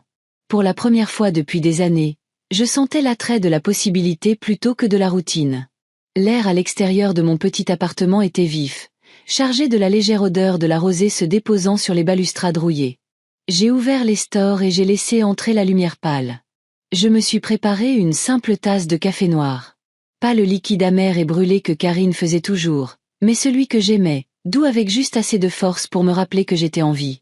Je me suis assise à la petite table de la cuisine, sirotant lentement, laissant la vapeur monter, me souvenant à quel point les choses avaient été différentes. Le petit déjeuner signifiait autrefois Karine à 7 ans, les cheveux en bataille, me demandant de couper ses toasts en triangle. C'était le rire en famille, quelque chose qui valait la peine de rentrer à la maison. Maintenant, c'était le silence, et ce silence était devenu la forge où je martelais mon plan pour lui donner forme. J'avais appris une chose de mon mari, et une autre de 20 ans à travailler aux urgences. Chaque chute ne vient pas du chaos, mais de l'arrogance de supposer qu'on ne se fera jamais prendre. Karine et Marc étaient devenus arrogants, trop sûrs d'eux. Ils me considéraient comme effacé, une note de bas de page sans levier. Ce qu'ils ne réalisaient pas, c'est que j'avais passé ma vie à observer comment les gens se détruisent, souvent de leurs propres mains. J'ai pris le dossier que l'avocate m'avait donné. À l'intérieur se trouvaient les documents soigneusement agrafés, titres de propriété, relevés, ébauche de fiducie.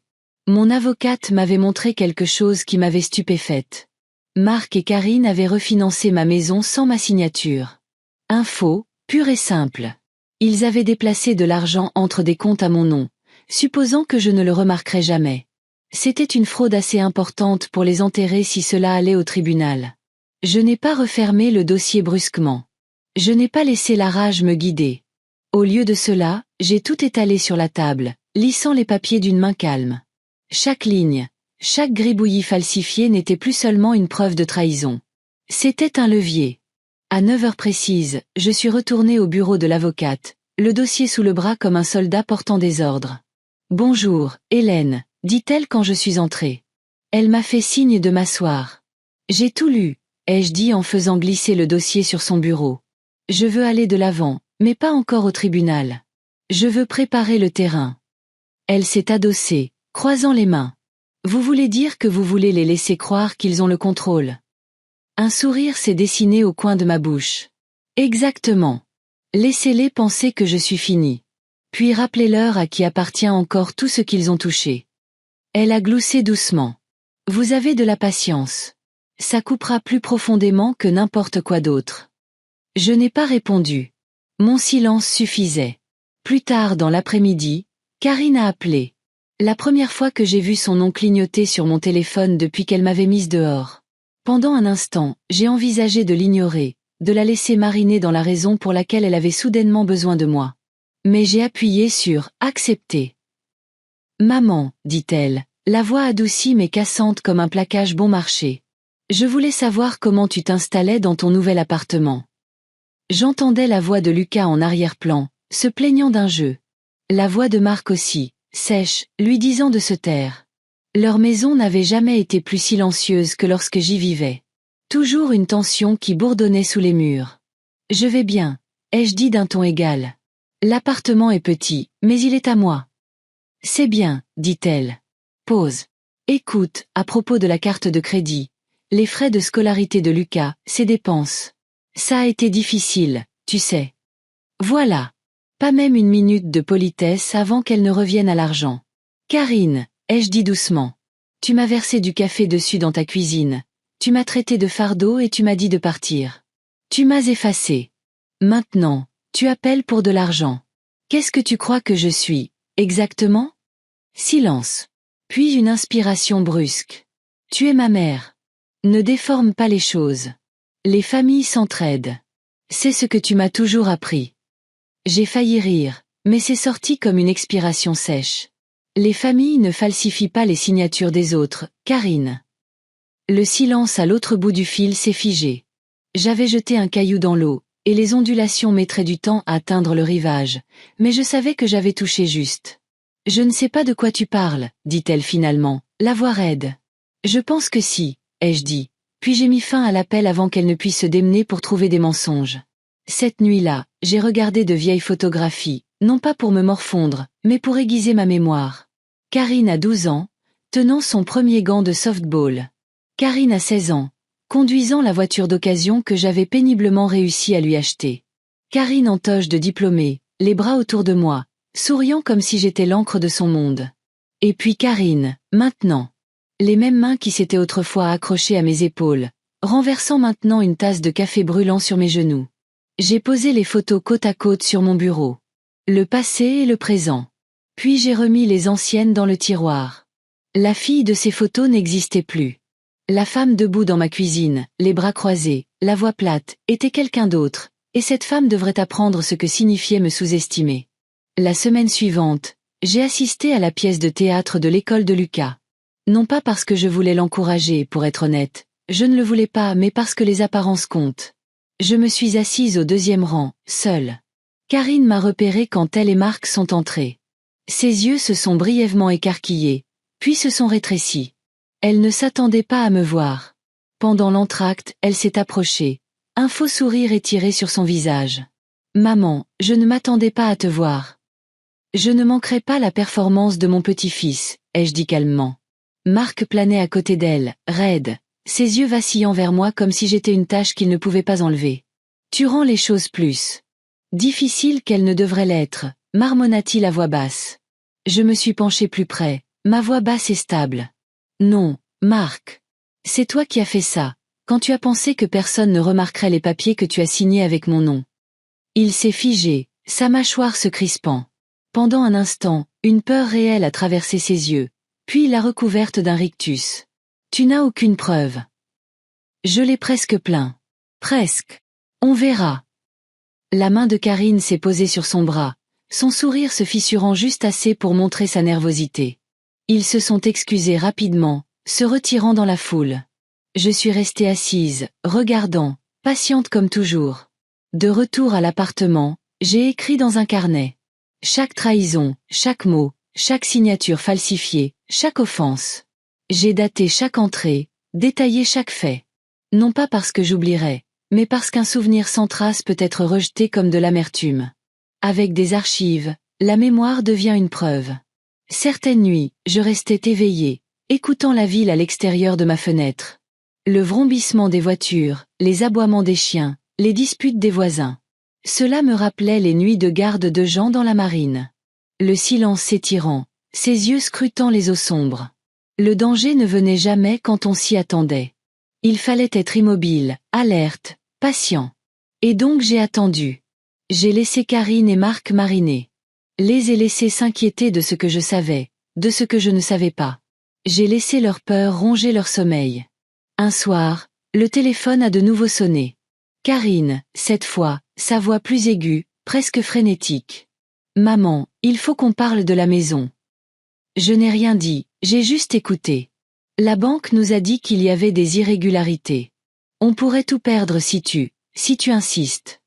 La voilà. La peur dans sa voix, enfin. Karine, ai-je dit, laissant son nom flotter lourdement dans l'air. Tu m'as dit un jour que j'étais un fardeau. Est-ce que les fardeaux portent des maisons sur leur dos pour leurs enfants? Est-ce que les fardeaux paient les frais de scolarité et les courses et empêchent les toits de s'effondrer? Elle a reniflé, mais je ne me suis pas adoucie. Tu m'as demandé de quitter ta maison. D'accord. Mais comprends bien ceci, je ne serai pas effacée. Ni légalement, ni financièrement, ni en tant que ta mère. Tu penses que le mépris est bon marché. Tu verras ce qu'il coûte. Et avant qu'elle ne puisse répondre, j'ai de nouveau mis fin à l'appel. Cette nuit-là, en éteignant les lumières, j'ai senti un calme s'installer en moi. Ce n'était pas de la vengeance au sens bruyant et cinématographique. Pas de feu d'artifice, pas de cris. C'était plus silencieux, plus aiguisé. Le genre de justice qui arrive comme le gel, lente, stable, indéniable. Et au fond de moi, je savais que Karine et Marc n'avaient pas encore commencé à saisir à quel point leur mépris allait leur coûter cher. Les jours qui ont suivi ce dernier appel de Karine étaient différents, comme si le sol sous elle et Marc avait commencé à bouger, et que seul moi pouvais entendre les fissures se former. J'ai continué ma vie aussi tranquillement que possible, m'assurant qu'ils ne voient rien de ce que je préparais vraiment. J'allais toujours au marché le matin, saluant la même caissière qui me demandait toujours si je voulais un sac en papier ou en plastique. Je m'asseyais toujours sur mon balcon le soir avec mon carnet, notant les petits détails qui pourraient un jour avoir de l'importance.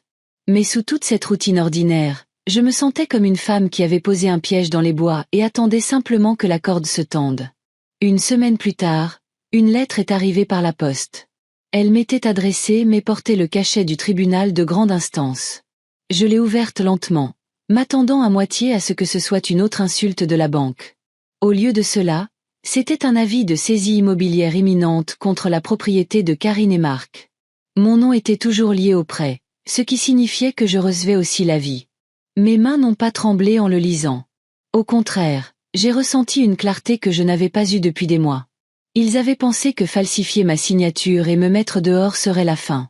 Mais le papier dans mes mains était la preuve que leur arrogance avait tourné l'arme contre eux-mêmes. Cette nuit-là, Karine a de nouveau appelé. Cette fois, elle n'a même pas pris la peine de faire semblant. Maman, on a besoin d'argent. La banque menace de prendre la maison. On va tout perdre. S'il te plaît, tu dois nous aider. J'ai laissé le silence s'étirer. Je pouvais entendre sa respiration superficielle. Entendre Lucas en arrière-plan jouant à un jeu vidéo comme si le monde ne s'effondrait pas autour de lui. J'ai finalement dit, vous m'avez mise dehors de cette maison. Tu m'as versé du café dessus et tu m'as dit que j'étais un fardeau. Pourquoi penserais-tu que je lèverais le petit doigt pour la sauver maintenant? Sa voix s'est brisée, aiguë et désespérée. Parce que tu es ma mère. Tu es censé t'en soucier. Ce mot astérisque censé astérisque flottait dans l'air comme un nœud coulant. Non, Karine. Une mère s'en soucie quand elle est traitée comme telle. Tu m'as traitée comme une banque, comme une carte de crédit qui respire. Et maintenant, tu veux que je nettoie le désordre que vous avez créé avec des mensonges et des faux. Est-ce que tu t'entends seulement? Il n'y a pas eu de réponse, juste ces sanglots silencieux avant que la ligne ne se coupe. Le lendemain, Marc s'est présenté à mon appartement. Il a frappé fort, comme un homme qui veut intimider, oubliant que la personne à l'intérieur a vu des tempêtes pires. J'ai ouvert la porte lentement. Il se tenait là, les épaules carrées, portant une chemise repassée comme s'il essayait encore de ressembler à quelqu'un qui a le contrôle. « Il faut qu'on parle, dit-il. » Je me suis écartée et l'ai laissé entrer. Il ne s'est pas assis, a juste fait les 100 pas dans le petit salon, ses chaussures grinçant sur le vieux bois. « Écoute, je ne sais pas ce que tu crois avoir sur nous, mais si cette saisie va jusqu'au bout, on sera tous ruinés. Ton nom est aussi sur ce prêt. Tu perdras tout. » Je me suis adossée à ma chaise, croisant les bras. La différence, Marc, c'est que je n'ai falsifié la signature de personne. Le tribunal le verra. C'est toi qui devras répondre aux questions, pas moi. Son visage s'est assombri. Tu n'entraînerais pas ta fille là-dedans. Au tribunal, dans un scandale. Je l'ai fixé, ma voix stable. C'est déjà ce que tu as fait quand tu l'as convaincu que c'était une bonne idée. Tu crois que je ne sais pas qui a poussé les papiers, qui lui a murmuré à l'oreille des histoires d'argent facile. Tu m'as toujours vu comme faible. Mais laisse-moi te dire quelque chose, Marc. Les faibles ne survivent pas aux épreuves de la vie. Les faibles n'élèvent pas des filles seules pendant des années pendant que leurs maris s'éteignent dans des lits d'hôpitaux. Les faibles ne restent pas silencieux quand on les efface.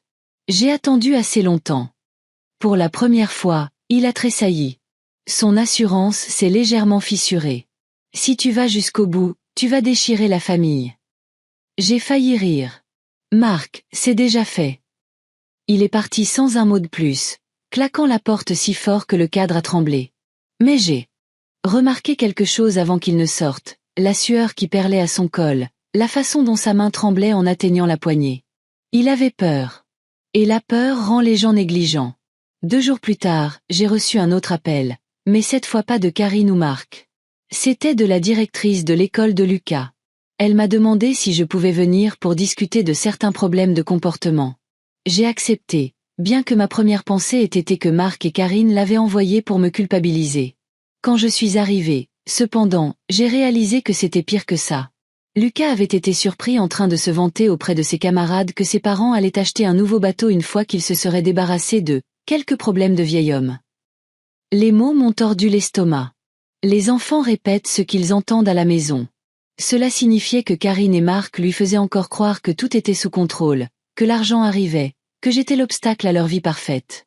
Je me suis assise en face de la directrice, écoutant attentivement. Elle avait l'air mal à l'aise, incertaine de ce qu'elle devait partager. Madame Lefebvre, je pensais juste que vous devriez savoir. Lucas semble confus. Il parle de vous comme si vous étiez la raison pour laquelle sa famille a des difficultés. Nous n'aimons pas voir les enfants placés au milieu de conflits d'adultes. Je les remerciais, gardant ma voix calme, mais à l'intérieur, je brûlais. Ils empoisonnaient même leur fils contre moi. Non content de la trahison, ils devaient réécrire l'histoire pour que je devienne la méchante à ses yeux. Je suis sortie de cette école avec la mâchoire serrée et la poitrine lourde. C'est à ce moment-là que j'ai cessé d'hésiter. S'ils voulaient une guerre d'histoire, je leur en donnerais une, étayée par la vérité et les preuves. Ce soir-là, j'ai appelé mon avocate. Il est temps, ai-je dit. Déposez la plainte. Fraude, Faux et usage de faux, toute la liste. Elle n'a même pas hésité. Compris. Nous agirons rapidement. Les semaines qui ont suivi ont été un tourbillon de paperasse et d'audience. Karine a cessé d'appeler. Marc a essayé une fois de plus, laissant un message vocal plein de menaces, mais je l'ai supprimé sans l'écouter jusqu'au bout. J'ai laissé la loi suivre son cours, chaque document un clou dans le cercueil qu'il s'était construit. Quand la date du procès est enfin arrivée, je me suis habillée de mon vieux blazer, celui avec les boutons en laiton poli jusqu'à ce qu'ils attrapent la lumière. Je voulais que le juge me voie non pas comme une vieille femme fragile dont on profite, mais comme quelqu'un qui a survécu à des tempêtes et ne se laisserait pas effacer. Karine et Marc étaient assis à la table d'en face, tous deux semblant plus petits que je ne les avais jamais vus. Les yeux de Karine allaient partout sauf vers moi. Le visage de Marc était raide, la mâchoire verrouillée, mais ses mains s'agitaient constamment, trahissant la nervosité qu'il ne pouvait cacher. Le juge a examiné les preuves, les signatures falsifiées, les transferts, les mensonges. Mon avocate a tout exposé clairement, chaque page une lame. L'avocat de Marc a balbutié des objections, mais rien n'y a fait. La vérité était trop lourde, trop bien documentée. Quand le juge a finalement levé les yeux, ses mots étaient aussi tranchants que du verre. Ce tribunal trouve des preuves suffisantes de fraude et de faux. La responsabilité incombe à Marc Martin et, dans une moindre mesure, à Karine Martin. Un dédommagement est requis. La procédure de saisie se poursuivra avec une documentation corrigée. Karine a eu un hoquet, couvrant sa bouche. Les épaules de Marc se sont effondrées. C'était fini, et il le savait. Après, dans le couloir, Karine m'a enfin regardé. Ses yeux étaient rouges, son visage pâle. « Maman », a-t-elle murmuré, presque comme elle le faisait quand elle était petite. « Comment as-tu pu faire ça ?» Je l'ai étudié un long moment. « Non, Karine. Comment as-tu pu ? Je t'ai tout donné. Et quand tu as eu le choix, tu m'as donné du mépris. Ce n'est pas moi qui te fais quelque chose. C'est moi qui refuse de te laisser m'effacer. » Elle a tendu la main comme pour toucher mon bras, mais j'ai reculé. Il y a des blessures qu'une main ne peut guérir. Elle a baissé sa main, les larmes coulant, et pour la première fois, je n'ai pas ressenti la piqûre de la culpabilité. J'ai ressenti le poids de la justice. Cette nuit-là, je me suis de nouveau assise à ma petite table de cuisine, la même où j'avais étalé les papiers des semaines auparavant. Seulement maintenant, les papiers étaient différents. Des ordonnances du tribunal estampillées, des décisions officielles, le genre de preuves que personne ne pouvait déformer. Dehors, la ville continuait, des lumières brillant aux fenêtres, la vie allant de l'avant. À l'intérieur, j'ai enfin respiré plus facilement. La guerre n'était pas finie. Le mépris ne se termine jamais proprement. Mais la première bataille était à moi. Et alors que je m'adossais, sirotant mon café, j'ai pensé à quelque chose que Karine avait dit un jour quand elle était enfant. Elle m'avait demandé pourquoi la marine entraînait les hommes à attendre si longtemps avant d'agir. Je lui avais dit, parce que la patience gagne les guerres. Et la patience venait de gagner la mienne. Quand la poussière du tribunal est retombée, je pensais que le silence reviendrait. Je croyais qu'après le jugement, après la signature des papiers de saisie et l'estampillage de la vérité dans la loi, Karine et Marc se retireraient, panseraient leurs plaies et apprendraient au moins une certaine mesure d'humilité. Mais l'arrogance a une façon de survivre même après avoir été abattue. Elle persiste dans les murmures et les mensonges racontés derrière des portes closes, dans les histoires que les gens se racontent pour s'endormir la nuit. Et ainsi, les semaines après le procès n'ont pas apporté la paix. Elles ont apporté le lent dénouement de tout ce qu'ils avaient essayé de maintenir ensemble. Cela a commencé avec Lucas. Il n'avait que 15 ans, pris entre l'adolescence et l'âge adulte, mais les enfants sentent les mensonges plus vite que les adultes ne le croient. Un soir, alors que je fermais ma porte à clé, je l'ai vu debout en bas de l'escalier. Il avait l'air plus petit que d'habitude, son sweat à capuche 2 tailles trop grand, ses baskets éraflées par des mois d'usure. Il n'a rien dit au début, m'a juste regardé comme s'il cherchait une encre. « Lucas » ai-je dit doucement. « Qu'est-ce que tu fais ici ?» Il s'est agité, mal à l'aise, les mains au fond de ses poches. « Maman ne sait pas que je suis là. » Les mots portaient un poids plus lourd que son âge. Je lui ai fait signe de monter. À l'intérieur, j'ai fait du thé, la seule chose que je pouvais penser à offrir. Il s'est assis à ma table, les épaules voûtées, les yeux fixés sur le grain du bois. « Ils m'ont dit que tu avais tout gâché », a-t-il finalement dit. Sa voix s'est brisée à mi-chemin. « Que tu voulais qu'on perde la maison. Que tu détestais maman. » J'ai pris une longue inspiration avant de répondre. Et qu'est-ce que tu crois, Lucas? Ses yeux ont vacillé vers les miens, incertains. Je ne sais plus. Je les ai entendus parler. Papa qui criait à propos de l'argent. Maman qui pleurait. Mais ensuite j'ai vu des papiers dans sa chambre. Des trucs du tribunal. Ton nom. A hoché la tête lentement, bien que je sache qu'il n'en saisissait pas encore tout le poids. Mais il le ferait. Le temps le lui apprendrait. Et en le regardant assis là, la couverture toujours autour de ses épaules, j'ai senti la plus faible lueur de quelque chose que je n'avais pas ressenti depuis des années. L'espoir. Le palais de justice sentait le vieux bois et le papier, quelque chose de à la fois renfermé et solennel, comme si chaque mur avait absorbé des décennies d'échecs et de confessions humaines. J'étais assise dans la galerie, mes mains reposant sur la canne dont je n'avais pas vraiment besoin mais que je portais quand même, plus comme un rappel à moi-même qu'une béquille. À côté de moi, Lucas était assis, raide, ses doigts fins agrippant la sangle de son sac à dos. Il avait insisté pour venir.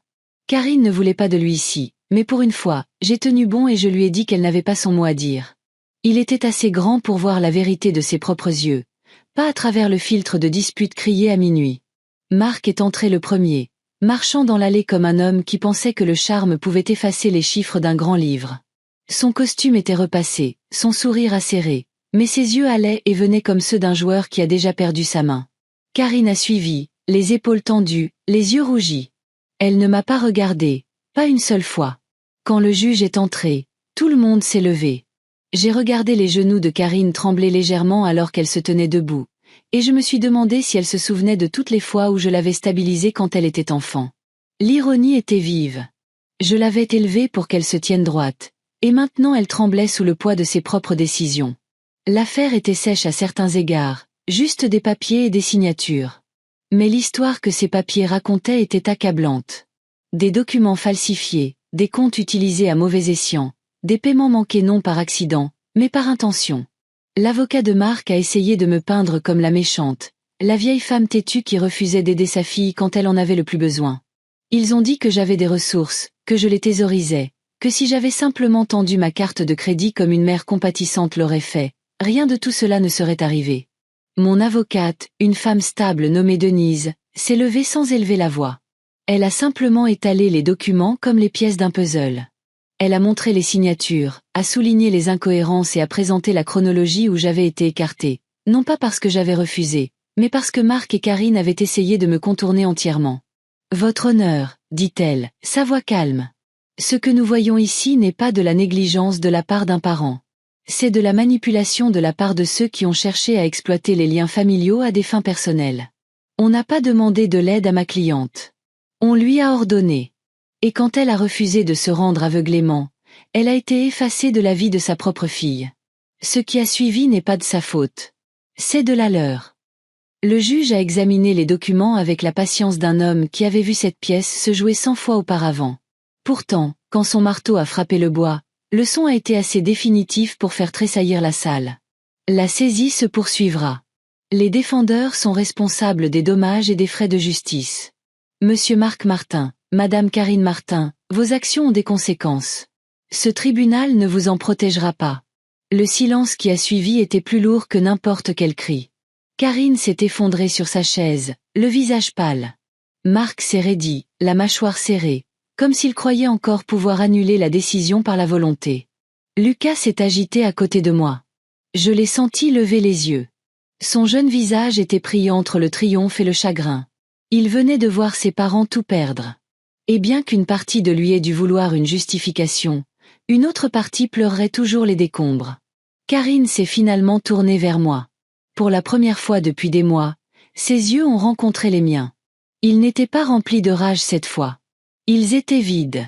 « Maman » a-t-elle murmuré si bas que je l'ai à peine entendue. « C'est ce que tu voulais. » Les mots ont frappé comme une pierre.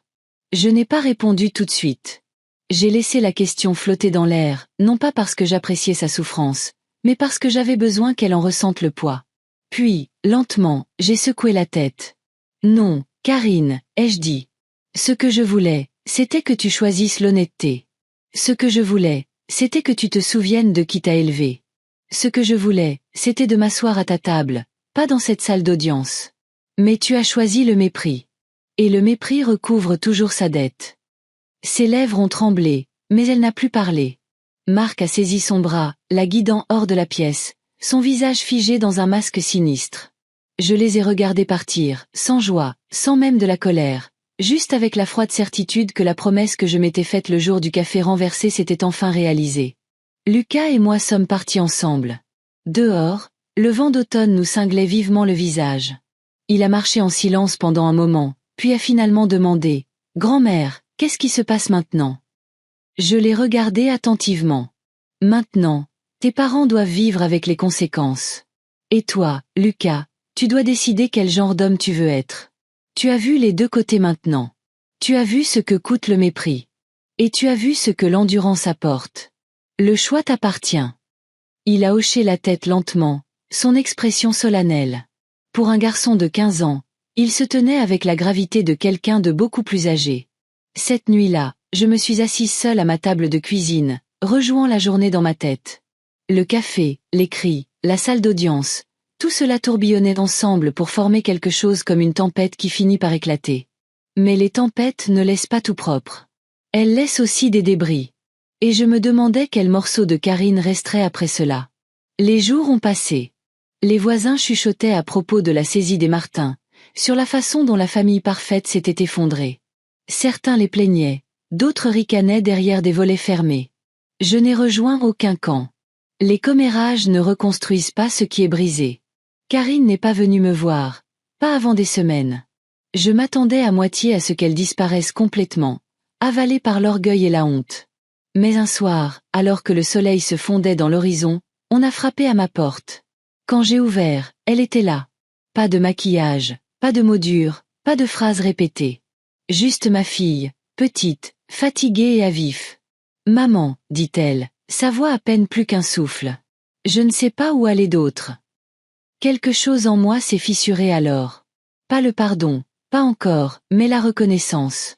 Parce que sous tous les mensonges et le mépris, elle était toujours la fille que j'avais autrefois portée sur mes épaules. La fille qui avait autrefois couru vers moi quand les cauchemars la tenaient éveillée. « Entre, ai-je dit. » Elle est entrée, ses yeux balayant les murs familiers comme si elle craignait qu'il ne la juge aussi. Pendant un long moment, nous sommes restés là, en silence. Puis elle a murmuré « Je suis désolée. » Les mots n'étaient pas suffisants pour effacer le passé. Mais c'était un début. Lucas nous a rejoints à la table. Il n'a pas dit grand-chose, mais sa présence a ancré le moment. Nous n'étions pas une famille guérie. Pas encore. Mais nous n'étions plus une famille en guerre. Plus tard, après le départ de Karine, Lucas est resté. Il m'a regardé avec des yeux qui portaient à la fois de la douleur et de la gratitude. « Tu ne l'as pas abandonné, » a-t-il dit doucement. J'ai secoué la tête. Non, Lucas. Je ne l'ai pas fait. Mais je ne l'ai pas non plus laissé me détruire. C'est l'équilibre que tu dois apprendre. L'amour ne signifie pas la résignation. Cela signifie savoir quand rester ferme et quand ouvrir à nouveau la porte. Il a hoché la tête, et je savais qu'il comprenait plus que ces années n'auraient dû le permettre. Alors que j'étais assise là, regardant la nuit s'approfondir à l'extérieur de ma fenêtre, j'ai réalisé que la promesse que j'avais portée dans ma poitrine depuis cette première brûlure avait enfin bouclé la boucle. Il ne s'agissait pas seulement de faire payer Karine. Il s'agissait de lui apprendre, à elle et à Lucas, que le mépris a un coût trop élevé pour qu'une famille puisse se le permettre. Et pour la première fois depuis longtemps, je me suis sentie en paix. Après cette nuit, la maison semblait différente.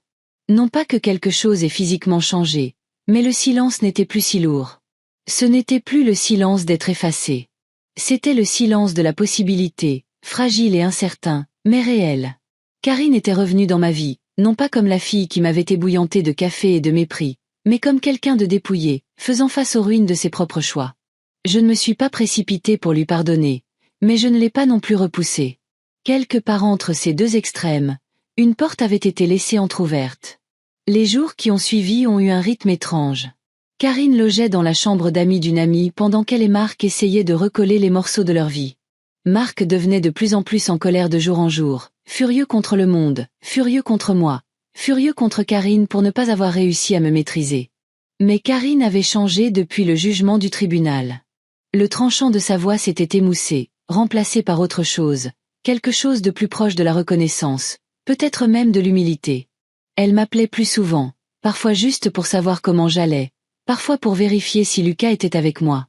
Les appels étaient courts, hésitants, mais ils venaient d'elle, et chacun ébréchait le mur qu'elle avait construit entre nous. Lucas, d'un autre côté, est devenu mon ombre. Il passait plus souvent la nuit, dînait à ma table, m'aidait à réparer de vieilles choses dans la maison, et me posait même des questions sur mon passé.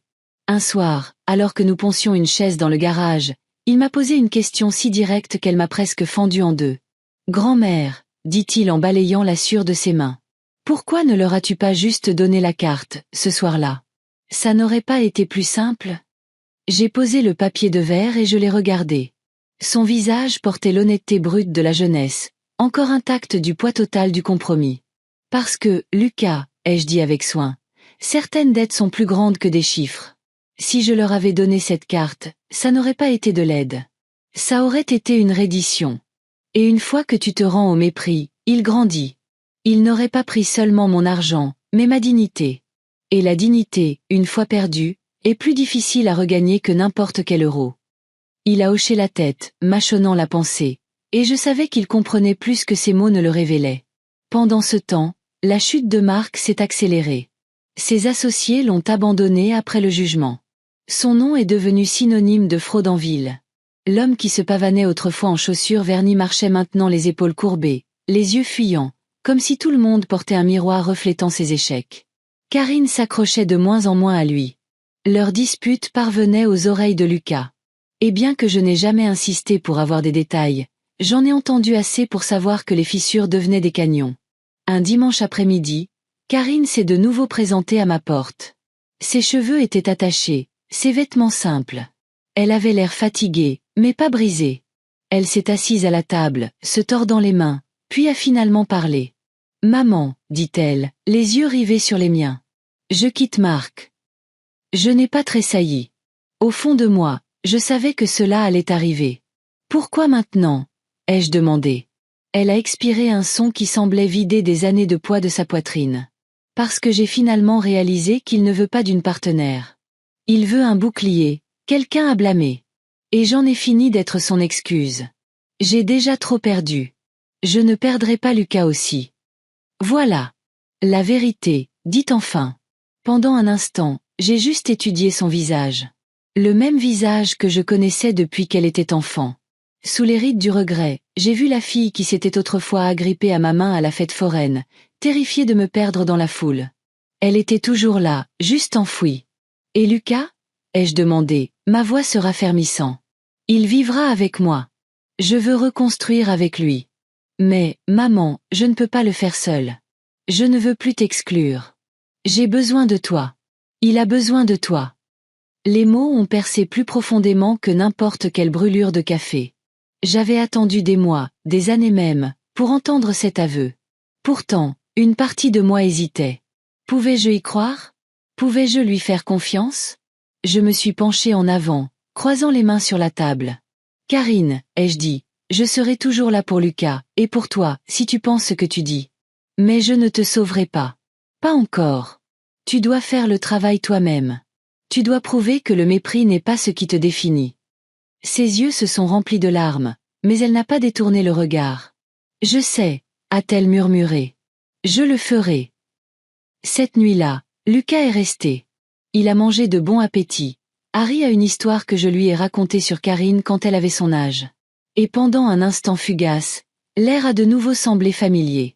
Pas la famille fracturée et amère de l'année écoulée, mais quelque chose de plus proche des anciens jours, quelque chose d'entier. Marc, cependant, ne s'est pas effacé discrètement. Il a fait irruption dans mon jardin 2 semaines plus tard, son costume en désordre, son visage sauvage de fureur. Il a crié des accusations, la salive volant, les poings serrés. Lucas se tenait à la fenêtre, les yeux écarquillés, mais je lui ai dit de rester là. Je suis sortie. « Vieille femme », a aboyé Marc, sa voix rauque. « Tu crois que tu as gagné, n'est-ce pas? Tu crois que tu m'as tout pris. » Je me suis tenue droite, ma canne à la main, ma voix calme. « Je ne t'ai rien pris, Marc. C'est toi qui as tout jeté. Et tu as utilisé ma fille pour le faire. » Sa poitrine se soulevait, sa mâchoire se contractait. Pendant un instant, j'ai cru qu'il allait me frapper, mais au lieu de cela, ses épaules se sont affaissées. Il a juré à voix basse, a tourné les talons et a dévalé la rue en titubant. Je ne l'ai plus jamais revu après ça, pas en personne. Le bruit a couru qu'il avait quitté la ville, laissant des dettes derrière lui comme des miettes de pain. Mais je n'ai pas poursuivi son ombre. Ce n'était plus ma bataille. Les mois qui ont suivi ont été lents mais constants. Karine a emménagé dans un petit appartement de l'autre côté de la ville, modeste mais chaleureux. Lucas s'est épanoui, ses notes se sont améliorées, son rire est revenu. Et moi? J'ai retrouvé la paix dans l'ordinaire. Cuisiner le dîner pour deux, réparer le grincement de la porte arrière, lire tard dans la nuit sans craindre d'être sommé de donner le peu qu'il me restait. Un soir, alors que l'hiver pressait contre les fenêtres, Karine m'a rejointe pour le dîner. Elle s'est éclaircie la gorge à mi-repas et a dit « Maman, je sais que je ne peux pas défaire ce que j'ai fait. Je sais que désolé n'est pas suffisant. Mais j'ai besoin que tu saches que je le vois maintenant. Je vois ce que le mépris m'a coûté. Et j'en ai fini de payer ce prix. » Je l'ai regardé, vraiment regardé, et pour la première fois depuis des années, je l'ai cru. J'ai levé mon verre d'eau et j'ai dit « Alors, trinquons au nouveau départ. » Elle a souri, les larmes aux yeux, et a trinqué son verre au mien. Cette nuit-là, après leur départ, je me suis assise seule dans la maison silencieuse. Le silence était toujours là, mais il n'était plus lourd. Il était doux, presque amical. J'ai repensé à ce jour où le café a ébouillanté mes jambes, où les mots de Karine ont coupé plus profondément que la brûlure elle-même. Je m'étais alors promis que le mépris serait payé. Et il l'avait été. Non par la vengeance, non par la destruction, mais par la révélation, en la laissant voir de ses propres yeux à quel point il était devenu coûteux. Je me suis adossée à ma chaise, expirant dans la pièce sombre. La vie ne m'avait pas donné la famille dont j'avais autrefois rêvé, mais elle m'avait donné autre chose, quelque chose de plus dur, de plus aiguisé, de plus durable. Une vérité. La dignité ne peut être donnée comme une carte de crédit. Elle doit être gardée, même quand elle vous coûte tout le reste. Et dans cette vérité, j'ai trouvé la paix. Astérisque, merci de m'avoir accompagné dans ce voyage. Si vous avez aimé cette histoire, veuillez aimer cette vidéo, vous abonner à la chaîne et partager vos impressions sur cette histoire dans les commentaires. Pour écouter l'histoire suivante, cliquez sur la playlist qui s'affiche maintenant à l'écran astérisque.